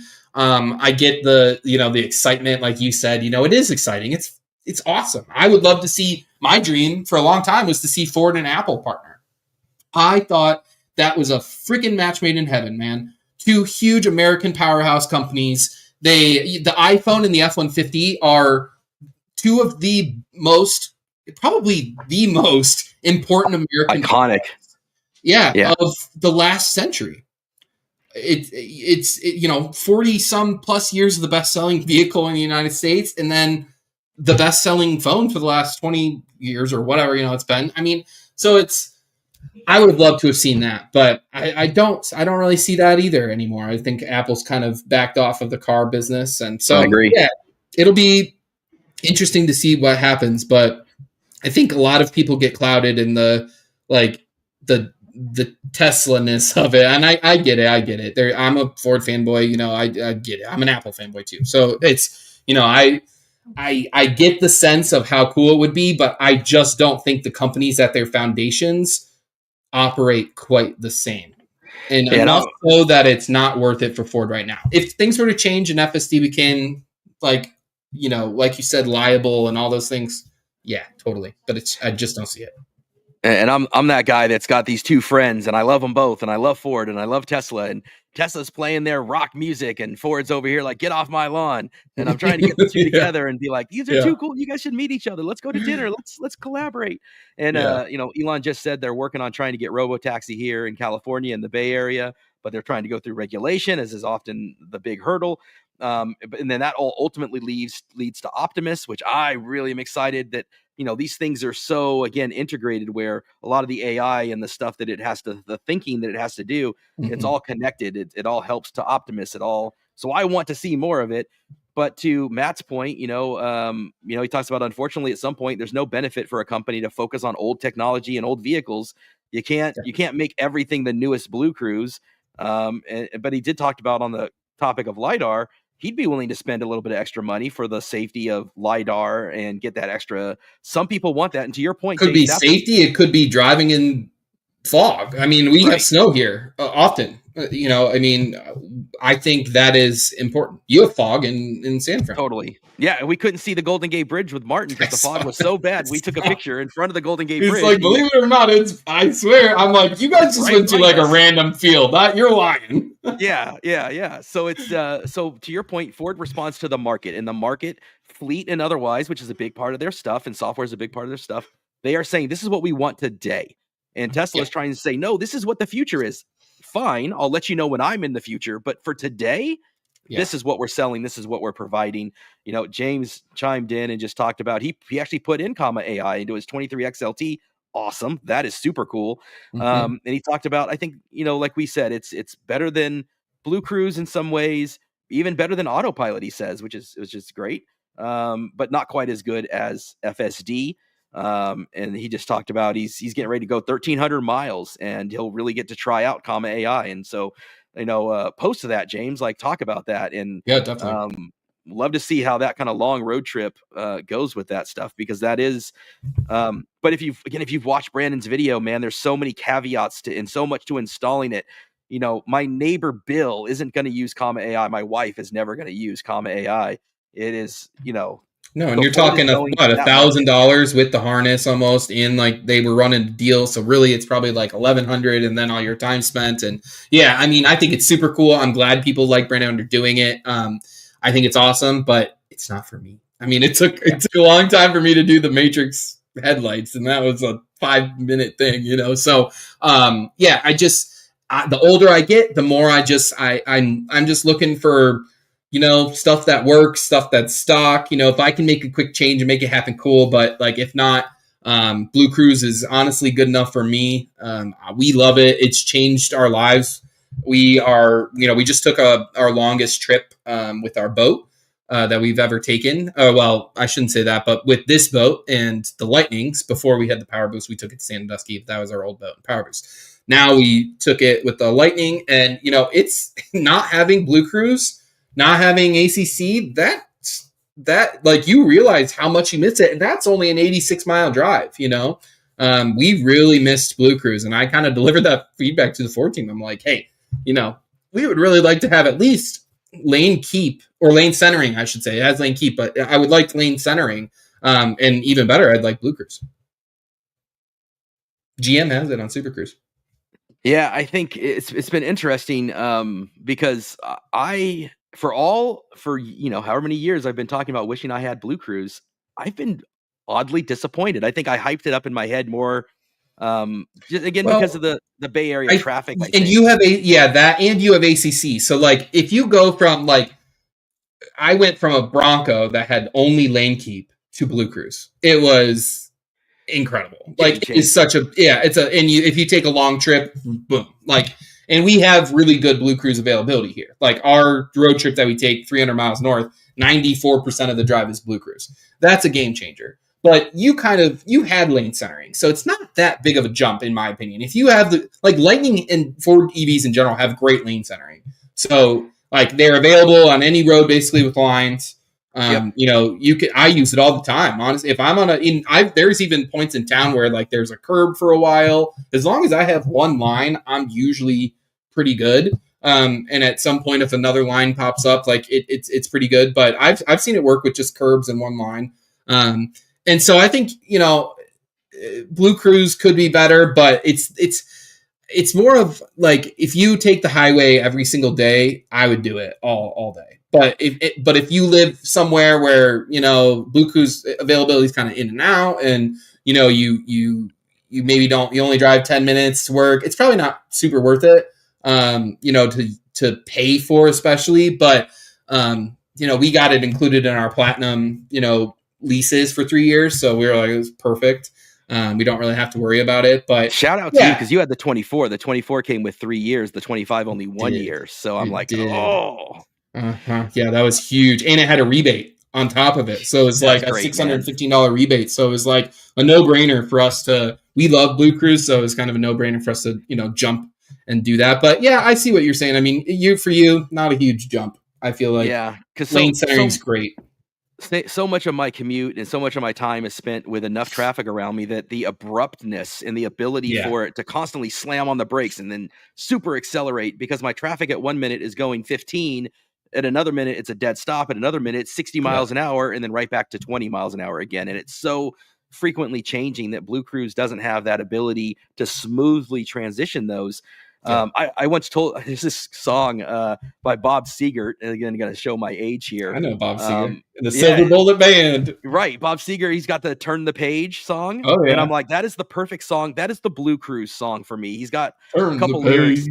Yeah, exactly. That's the song. That's the song. And he talks about, he says, on a long and lonesome highway east of Omaha, that is where BlueCruise shines. When you're on a long, lonesome highway east of Omaha, put on BlueCruise and it will be amazing. My trip across the country, amazing. 80 miles an hour, BlueCruise on, hands off, amazing. There's another line in there, and it's like when you're riding 16 hours and there's nothing there to do. Nothing much to do, yeah. Right. You just wish the trip was through. And that's a good how one. I'm driving 16 hours across, Kansas and across Colorado and Utah. And BlueCruise was amazing for that trip. But when I'm driving from here to Sacramento, here to Santa Clara, it is not amazing at all. It's not a fun experience. We're pretty lucky that we don't. Cleveland's not like a crazy traffic. Like there's some traffic, obviously, but it's just not. It's not like California, obviously, and so it's 10 miles up the highway to the office for us, and we are so used to it to just push the button. I mean, every single time we are on the highway, we're in BlueCruise. But again, we have amazing BlueCruise availability here, so that plays a huge role into it. I've spoken to many people who are like, I got to drive like 20 minutes to get to my closest BlueCruise road. And I totally get why in that use case, somebody would be like, especially if I have to pay for it. And going back to our last topic, though, that could be an opportunity for an upgrade, right? Maybe we don't see automatic lane changes. Maybe we don't see eyes It's a great off point. highway, availability. But there's a ton of improvements that could be made as those other future systems are improved and mapping is improved. You can see some of that backwards compatibility making it back to BlueCruise 1.4, which not even everybody has that today. But getting it to that point, and then getting some of that, Chevy Super Cruise has many more. I want to say 3 to 4 times, maybe even more than that. And they talk about it. Like, Yeah. I genuinely don't know. I think I've asked this question to them before, but I honestly can't remember the answer or if they like even answered. But as I think Ford has added some BlueCruise miles, but how many, when, Yeah. where? Like, I know the map does, like, it's an interactive map, and I know it updates, but like, and we, like I said, we have very good availability here, so there's really not much to add. So I wouldn't really know. But again, I haven't seen any press releases on it either. I mean, that's a great point that you bring up, that not just the version can update, but also the availability can update. And that would be huge to hear from Ford say, hey, we even if it wasn't recent, if they said, since the beginning, we've upgraded the availability 2 times more, or, however many thousands of miles, Right. of roads, that would be nice to know. I kind of get the impression maybe they haven't, and that's why, like, not a lot, at least. Yeah. But I guess honestly, we just don't know. So yeah, it's an interesting thing. And then Matt mentioned, he hasn't used FSD, but kind of like we were talking about, that BlueCruise is useful for him when he's driving around town. Not when he's driving around town in shorter drives, but for the 2-hour long highway drives. That's exactly I think Bob Seger drives. Yeah. Oh man, you got that song in my head now. I love Bob Seger. My dad was a huge Bob Seger fan. So, and I'm from Michigan, so it was very, very perfect tie-in, right? Yeah. So, but I think Matt is right on the money. That, in my opinion, and I know that I can be sort of a pessimist. I like to call it realist.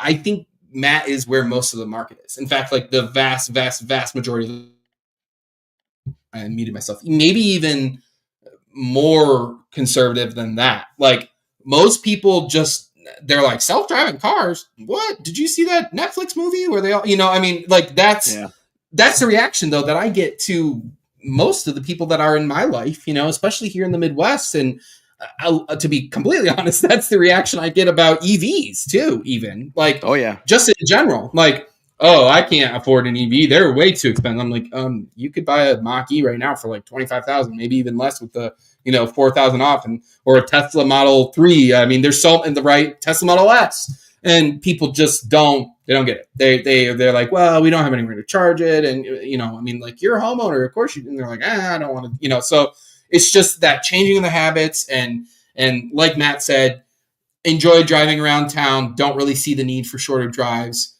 How do you sell BlueCruise, but more importantly, how do you sell FSD when it's that expensive to the vast majority of the market who simply just is not interested? And we see that with the take rates. Like, I think somebody was talking about it on Twitter the other day. Future Yas, I don't know if you YAS. Yeah. So there was some data that showed, I think it was like 10 million subscribers, or some there was like 10 million miles or something of usage in FSD at their peak, and then when they were doing like those free trials, and then the free trials went away and it went down to 3 million. I don't know again what the exact, like, what the number was that they were talking about, but from 10 million to 3 million just due to the trials. They can pull those levers. They've done this with Cybertruck, where they were like, hey, we can't get autopilot to work on Cybertruck. Here is FSD for a free year. And then, you had the people that bought Foundation. It came with their Foundation package, but for everybody else, they then gave that. There's parts of the country where they don't have a lot of great mapping, and they give it to people. They keep extending the free trial. There's, all referral points where they get free trials. There's all these different levers they can turn off and on easily and quickly for their FSD. But unfortunately, I think what it shows you though is that people aren't willing to pay for it, especially at that price. Yes. And even $99 a month. I mean, you would, if I don't think that's that crazy. Does that, I know it's expensive. I might do it on a big road trip. Sure, I might buy it. I might even do that with BlueCruise. I might. Yeah, I've seen people. Yeah, absolutely. Yeah. But like, you need like 50% of people saying yes to that, and they're not even close to, like, I don't even think 10%.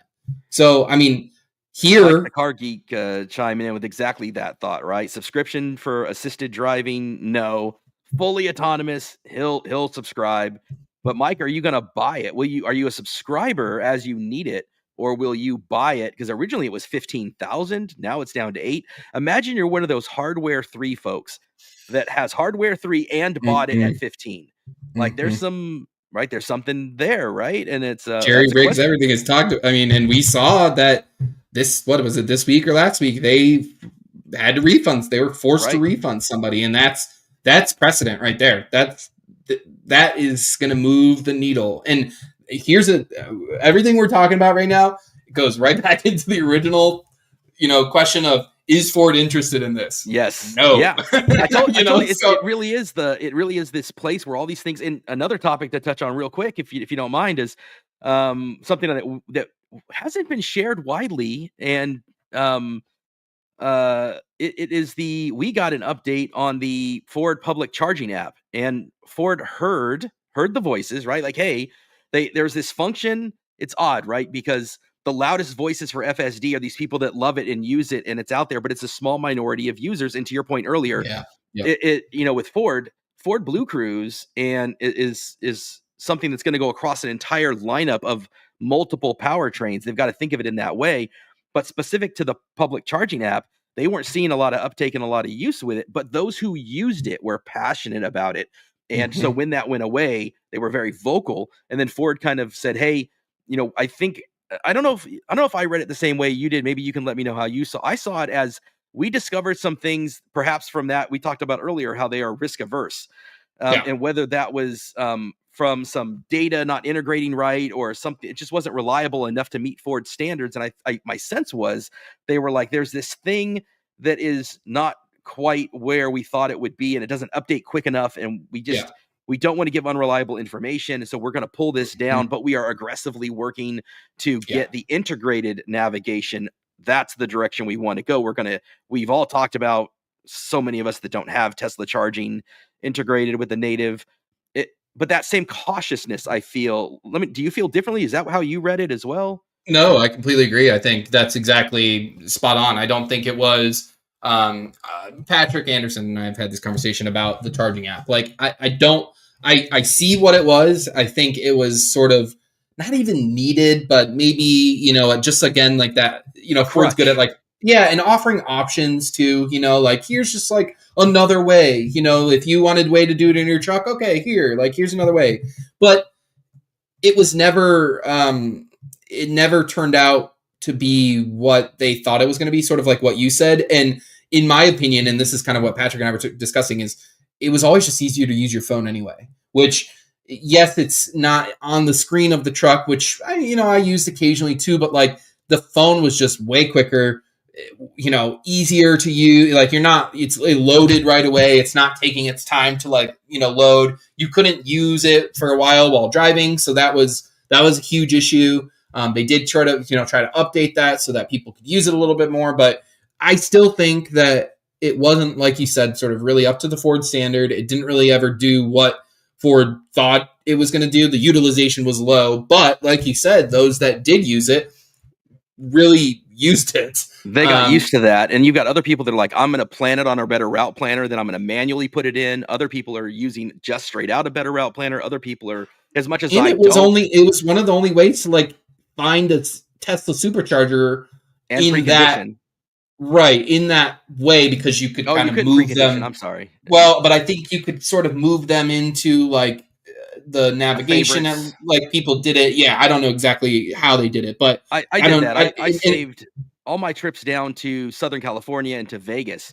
I have a whole map, and even to Arizona. I had my other truck. I wish it would integrate. Yeah. I've lost it all. I had all of those favorites. I could go to any Tesla supercharger from here to Arizona to Nevada, Southern California, all the way to San Diego, and I could get anywhere in the state with my favorite supercharger saved in. So a lot of people were using it in that way, I think, like I was. Yep, and totally makes sense. And so, but I'm glad to see Ford respond. I think it just goes into that thing that Ford really does, though it's maybe not the quickest. It's, and they might not answer right away. I know a lot of people I want an answer. I want one now. I'm one of those. Yeah, I get it. But you got to remember how big of a company Ford is. They go back to they don't want to message back with false information or to give false hope. They really do want to take their time and make sure that like the answer that they're giving to you is the right one, and that it's not going to like all of a sudden change. And sometimes we still see that happen. So, it's just, I think they're doing their utmost to really listen, but also like do their due diligence on the back end to make sure that like it's something they can do, and we know that Ford takes time with these things. So the answers and the feedback responses sometimes take time as well. And so that way they can kind of formulate a plan. And, and I think some people are, like, well, they should already like have some of these things prioritized and they should already be doing, and I don't know. I mean, I think some of them are, and we don't always get the reason, right? There's usually a reason, at least from what I've discovered with Ford and really any other company, that there's a reason usually why things are done the way they are, right? Like they've had plenty of meetings in many, many, many boardrooms with very, very well-paid people that are talking about these exact things. I've told many people this, like there's never been, and I think a lot about Ford, right? And a lot about EVs and a lot about Apple and whatever else. There's never been a moment where I've gone to Ford and said, hey, what about this? And they're like, oh, we've never thought about that. Like it's very, very, very, very, very rare. They have thought about it. They've talked about it. And there's usually a multitude of reasons or one big reason why they're not doing what they're doing, at least in this current moment in time, and why it may take a little longer. So. And the environment keeps changing because what they envisioned back in 22 and 23 never materialized. Yeah. And then the scale wasn't there. And now as we kind of, let's pivot a bit into the big, beautiful bill. Cause I did want to touch on that. And there's so much has changed now, not just in the market, but now the market is even going to be more challenged. Just the way that but I'm really curious how this is going to shake out, because I think Tesla and Ford are going to be so differently impacted, where the Model 3 and the Model Y, is Tesla going to reduce prices? Like so often you saw Ford, even with those prices we saw earlier with Pro and those things, those are rarely the price you pay. There was a period there for 22, 23 where the demand was crazy and they were doing markups. But ever since then, they've had all kinds of crazy deals. My deal, your deal. I got, my MSRP was 89,000. I didn't pay that. I got $18,000 off. Mine didn't qualify for the 7,500, but they essentially, in a other creative way, gave it to me. They, they have all these incentives. Other Hyundai, Kia, all these places are doing those things. Yeah. Does Tesla follow suit? Do they start reducing because of their volume and scale? Do they reduce their margins? Does this help Ford? Ford's stock has actually gone up since this. Mach-E never qualified for the thing to begin with, so their pricing is actually well placed. That's their big volume mover, is Mach-E. Lightning, to your point, is really heavily, the ROI still exists for fleet. There's still an argument to be made for fleet. There's still a lot of government and other kind of things where without the incentive, that still is still a good value play. They said they want to focus EVs on commercial, and which is Pro, and on the affordable. So is Lightning gonna go away, or will it still be focused on commercial? And those of us who still love it and want to spend the money can still buy it. But that's not going to be their volume mover, and they've realized it. Their volume is the up and coming, their Model T, their smaller truck. And what I'm really curious about here, and I've talked about this for a long time on the show, is that Lightning didn't need to make money necessarily. It was a platform. They're coming up with, again, the Blue Oval factory, all these billions that they've lost. It's not, they say it loses so much per truck. That's not really the reality, because there's all of these energy credits that and this was, I want to say in Q3 or Q4 a year ago, they talked about for every Lightning they sell, they can sell 17 highly profitable gas vehicles. Well, now what I'm really interested in seeing is part of this big, beautiful bill, part of what they've done with the California CARB, kind of stripping away some of the CARB permits, some of the CAFE standards. The fine is zero now. So what does Ford do with that? Now, all of Tesla and Rivian, boy, how's Rivian going to be how's Lucid? Rivian only made a profit And because of their energy credits in some of those quarters. Tesla, their very last quarter, I believe, would not have made a profit without their energy credits. And it's not like all energy credits are going to go away, because there's some in Europe, there's some in other countries. Right. Not everything is the cafe credit. There are other energy credits they will still sell. But I got to think there's hundreds of millions at least, if not billions, of energy credit value that is potentially going to go away, and that Ford is going to save money on because they won't need. So I'm so curious. Like, I don't know if you've thought about that, but I think it's been a missed point that as they've talked about the all the big beautiful bill and all the impacts, nobody has touched on how is Tesla and Rivian and these people that are making millions, hundreds of millions, billions off energy credits. Well, what's that impact going to be? Their R2, the pricing of Model 3, Model Y, Slate. I mean, goodness, that might just, they've had to update their entire website. Yeah, they might be toast. So there's so much to see, and Ford may not be badly positioned because they like you said, we've seen the stock go up. Like, people are like, "Oh, Legacy's dead." I've never believed it. I've obviously, yes, I'm a Ford fan, but I think it's really easy for us EV lovers to get caught in the Twitter bubble.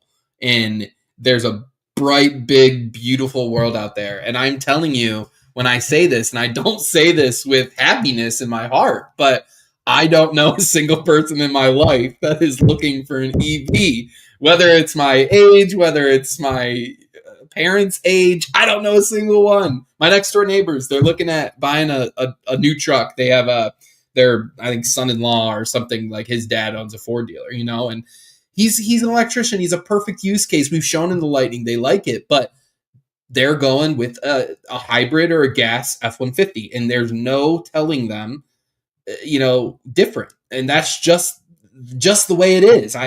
It's unfortunate. I can try my hardest. Hey, drive it. Hey, look, it powers our house. You're an electrician. You can see the transfer switch. You get it. They're all about our ego lawnmower. But when they're like, well, you need to find one of these. If you find another deal like that, we'll buy, but when it comes to their vehicles, they're just simply not interested yet. I don't know what that mental block is. By the way, Mike giving us, I don't know if this is a criticism from Mike or just an awareness from Mike. I don't know what that means. Okay. Yeah. We do have over 50 folks live viewing on different platforms right now. We don't have 50 likes, guys. So smash that like button. Leave us a comment, right? Smash that like button. Yeah. Subscribe. Yeah. Or Mike is saying, dude, there's lots of people watching. They don't like what you say. I'm like, I don't know. I don't know what that is, but it's sorry. Yeah. Any advice, give it to us. Hit that like button. Let's hear the opinions. I want to hear what people have to say. Absolutely.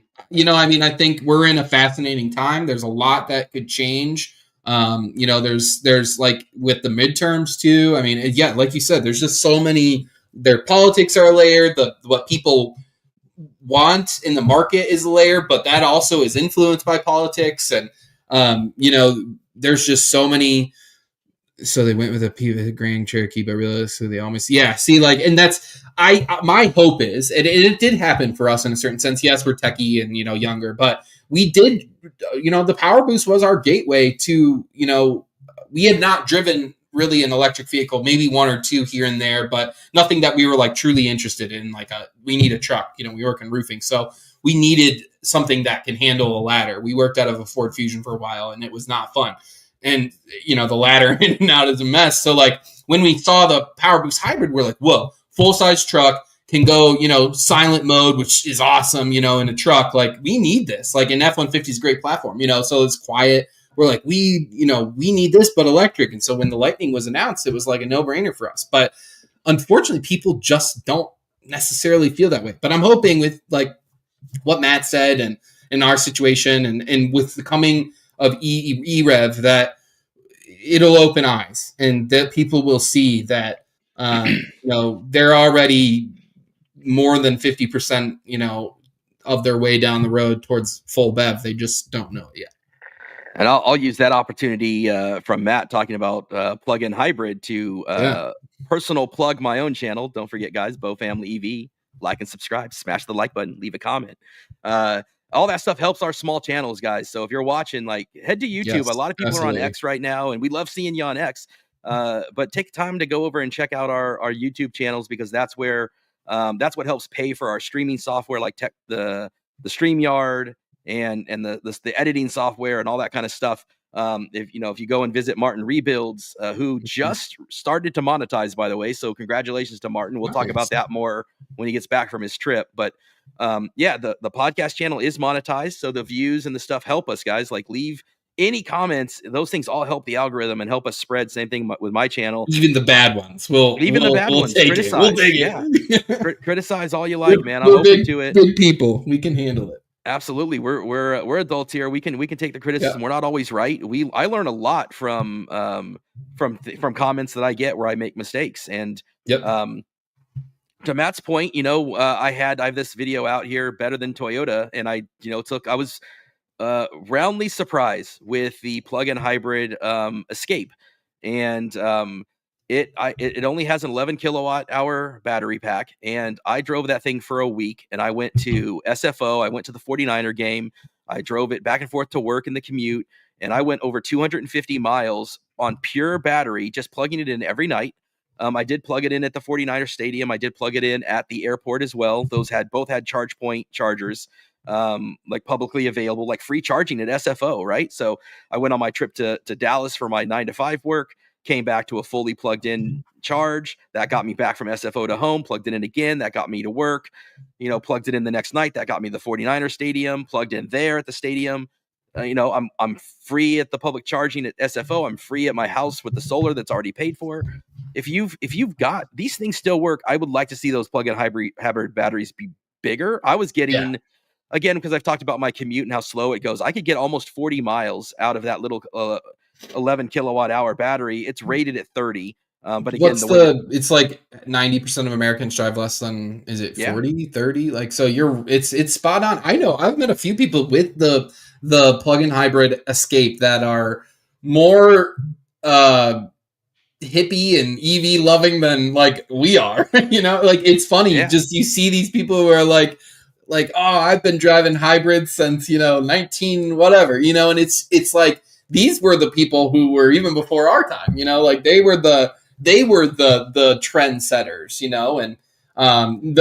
maybe the age or whatever has kind of moved, the market has moved beyond them, right, with full BEVs, but there's room for everyone. There truly is. And I think that's in the end, I think Ford has a great, and it's funny because I sort of was preaching this like 4 years ago, really before Ford even kind of, went with their marketing of, options for all, gas, hybrid, electric, because I felt like we experienced exactly that. Like, we were those people who were like, we'll never buy an EV, even though we love technology, we love car, like, we're not interested, and you can change, and it does happen.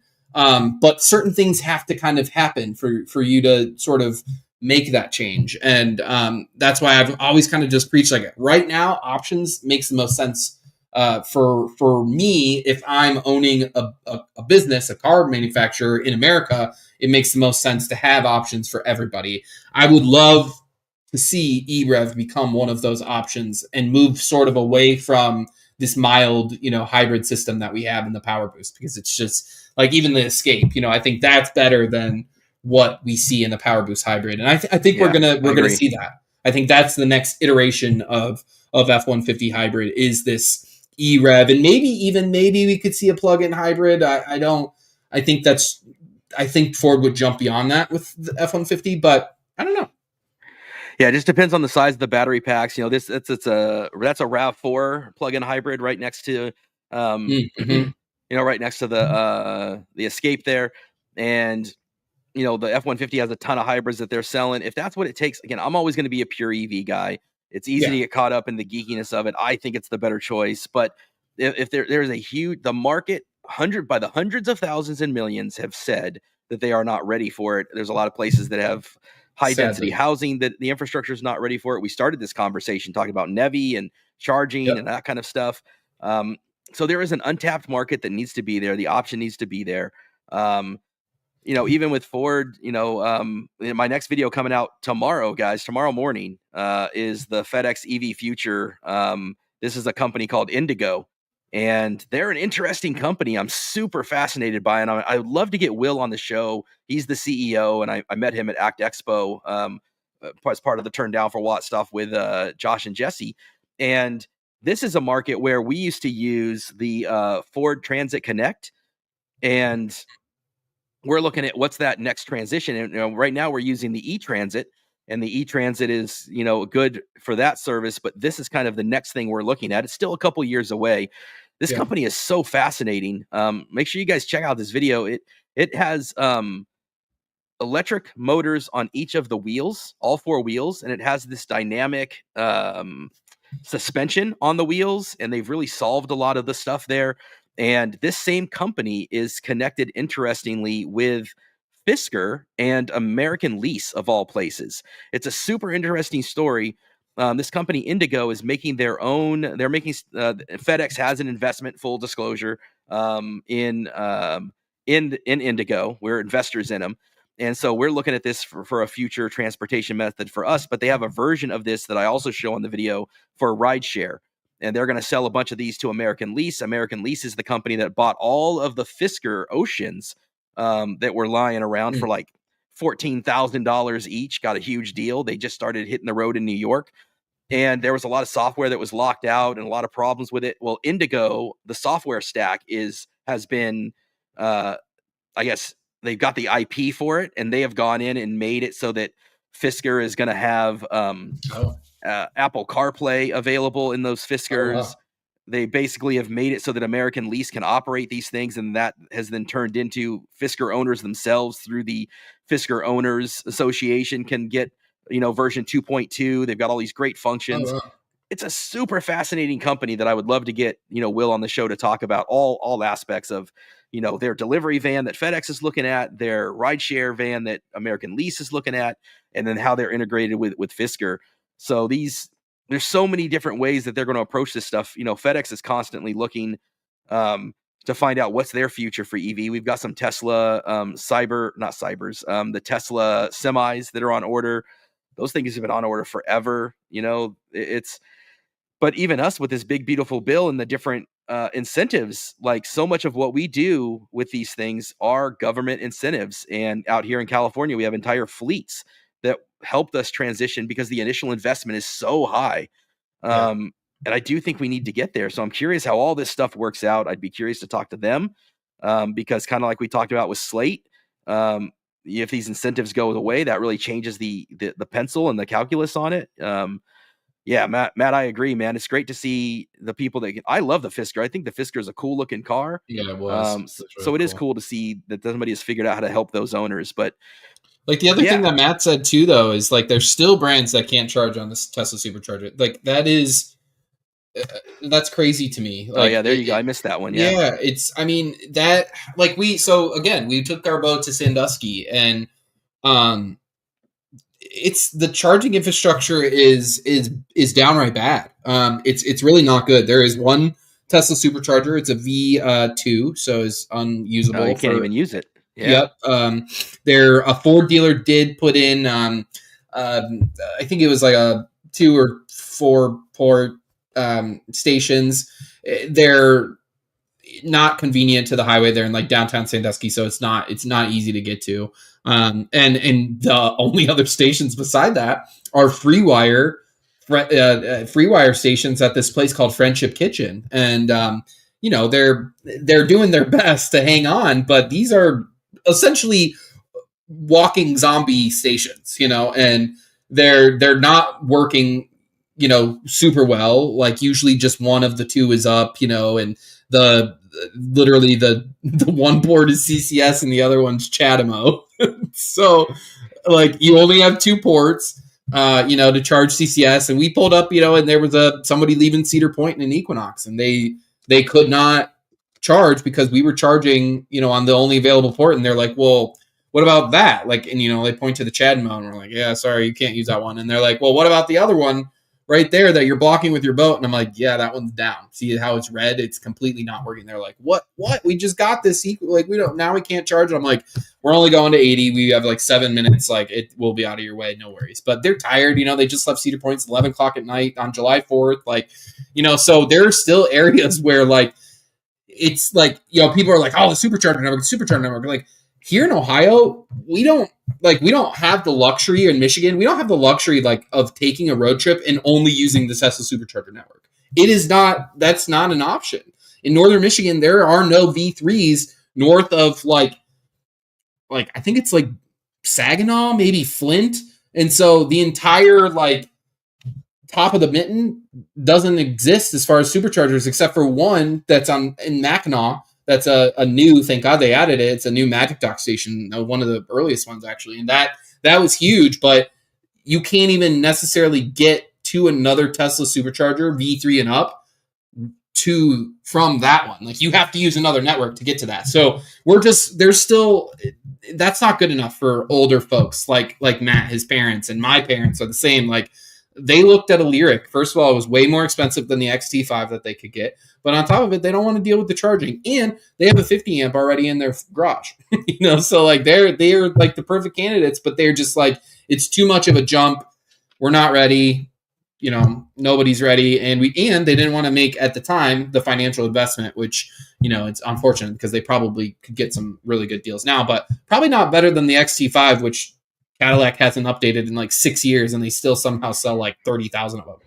So it's interesting because there was, I can't remember who made this comment, but the EV industry is at risk of contracting and instead of expanding. And when you think about, there's a couple hundred, maybe 300 gas options out there in the marketplace for all of these different ways and reasons, right? From the smart car to the Mini, all the way up to the Escalades, right? To the shout out Suburban for I Am Suburban, loves the Suburban, right?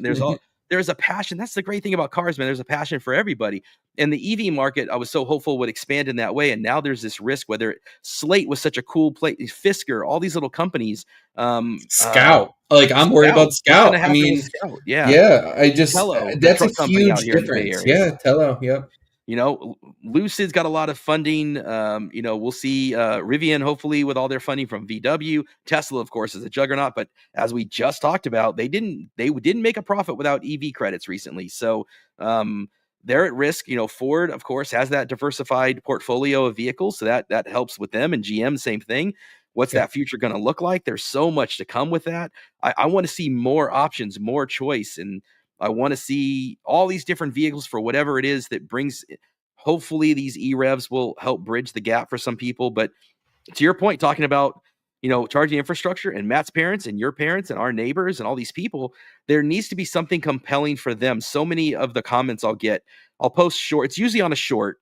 Most of the people that watch my videos are kind of wanting to watch those videos, but YouTube shorts will get in front of thousands of people that have nothing to do with EVs. Every time I get the insulting comments about, oh, that's this epithet or that epithet. This is, they suck. And I always try to engage and be like, tell me why. What is it? Honestly, I want to know why it is that you're so visceral. Have you ever been in one, period? Right. And it's but there's just this visceral, EVs, they're forcing in EVs. And it's, God, we got to get away from that. And that's what stinks too, because those are the internet reactions, right? Yes. But that's not the reactions we get in real life. And I've kind of said this about Tesla fanboys too, because I've always kind of felt this way. They're not always the best online, but I can't tell you how many people that I'm friends with, like Black Model 3, Zach. I love him to death. Zach's amazing. We're good friends, but it's just funny the reactions and he's not like this online, but there are many people that are like that online, and then you meet them in person and they're just the nicest people and they're so kind, and you realize you have so many things in common that you want to see and that you love, right? And so I feel like that's sort of the interactions that I have with folks online is EVs are gay, right? We hear all this stuff, right? But then I go to the grocery store and I see these people, or I'm at wherever, and I've got the frunk popped, and that's just not the reaction that I get. We've had so many people, they're intrigued. Yes, and so many people who even that are like F-150 owners that have pulled up next to us in their XLT 2022, and they're like the regular ICE Lightning or ICE F-150, and they hop out, and like I remember this one guy we met, he had a Hoosier, racing cap on, and I love racing, and I'm very familiar with that crowd growing up racing myself, and I just thought this conversation not going to go well. Like this is just he's going to be like, blah, and he walked up and he just had so many questions, and of course, do you tow with it? How blah blah, like the whole thing, and it was the most positive interaction we've had. So it's funny, the keyboard warrior mentality versus what you actually experience in real life, because it couldn't be anything. I don't think I've had one person, like one negative interaction in person at any. Butts and seats, man. Butts and seats. I love doing Bay Area EV events for that reason. Yeah. Hey, You should as come out we to hit Electrify Expo in Chicago. Yeah, I'll do Electrify Expo out here in Alameda. I would love to get out to some of the other ones. They're in, I think, Seattle this week. Okay, yeah, cool. Yeah, I think, yeah, it'll be cool that you're going to go to the Chicago one, you said? Yeah, we went to, it wasn't Electrify Expo, but, it's Chicago Auto Show with Ford. Okay. 2 years ago now, I think, or maybe it was just last year. I think it was just last year. We met up with Maki Vlog, and Sergio was there, and Awesome a ton of people were there, and it was such a fun time. And so we kind of want to relive that again, but this time with Electrify Expo. So it should be cool. Yeah. Well, as we've hit the 2-hour mark, man, any closing thoughts before we wrap up the night? No, yeah, I mean, like, comment, subscribe. We love to see what your guys' thoughts are. We're, like I said, we're adults. If you disagree, please tell us. And tell us why. I love talking to so many Tesla people. I've learned things from Chris. Chris and I have gone. We've had our moments back in the day where we disagreed with each other, but at the end of the day, we're just passionate about these things. This our future, truly. And everybody's got an opinion. Some are more realistic than others. Some are more, pessimistic than others. Some are way more positive than others, So, and all of those play a role and play, and play a part. And we love debating it. We love listening to it. So, keep them coming. Yeah, thank you guys all for watching. Especially shout out to you guys on X. We always get a lot of views from X.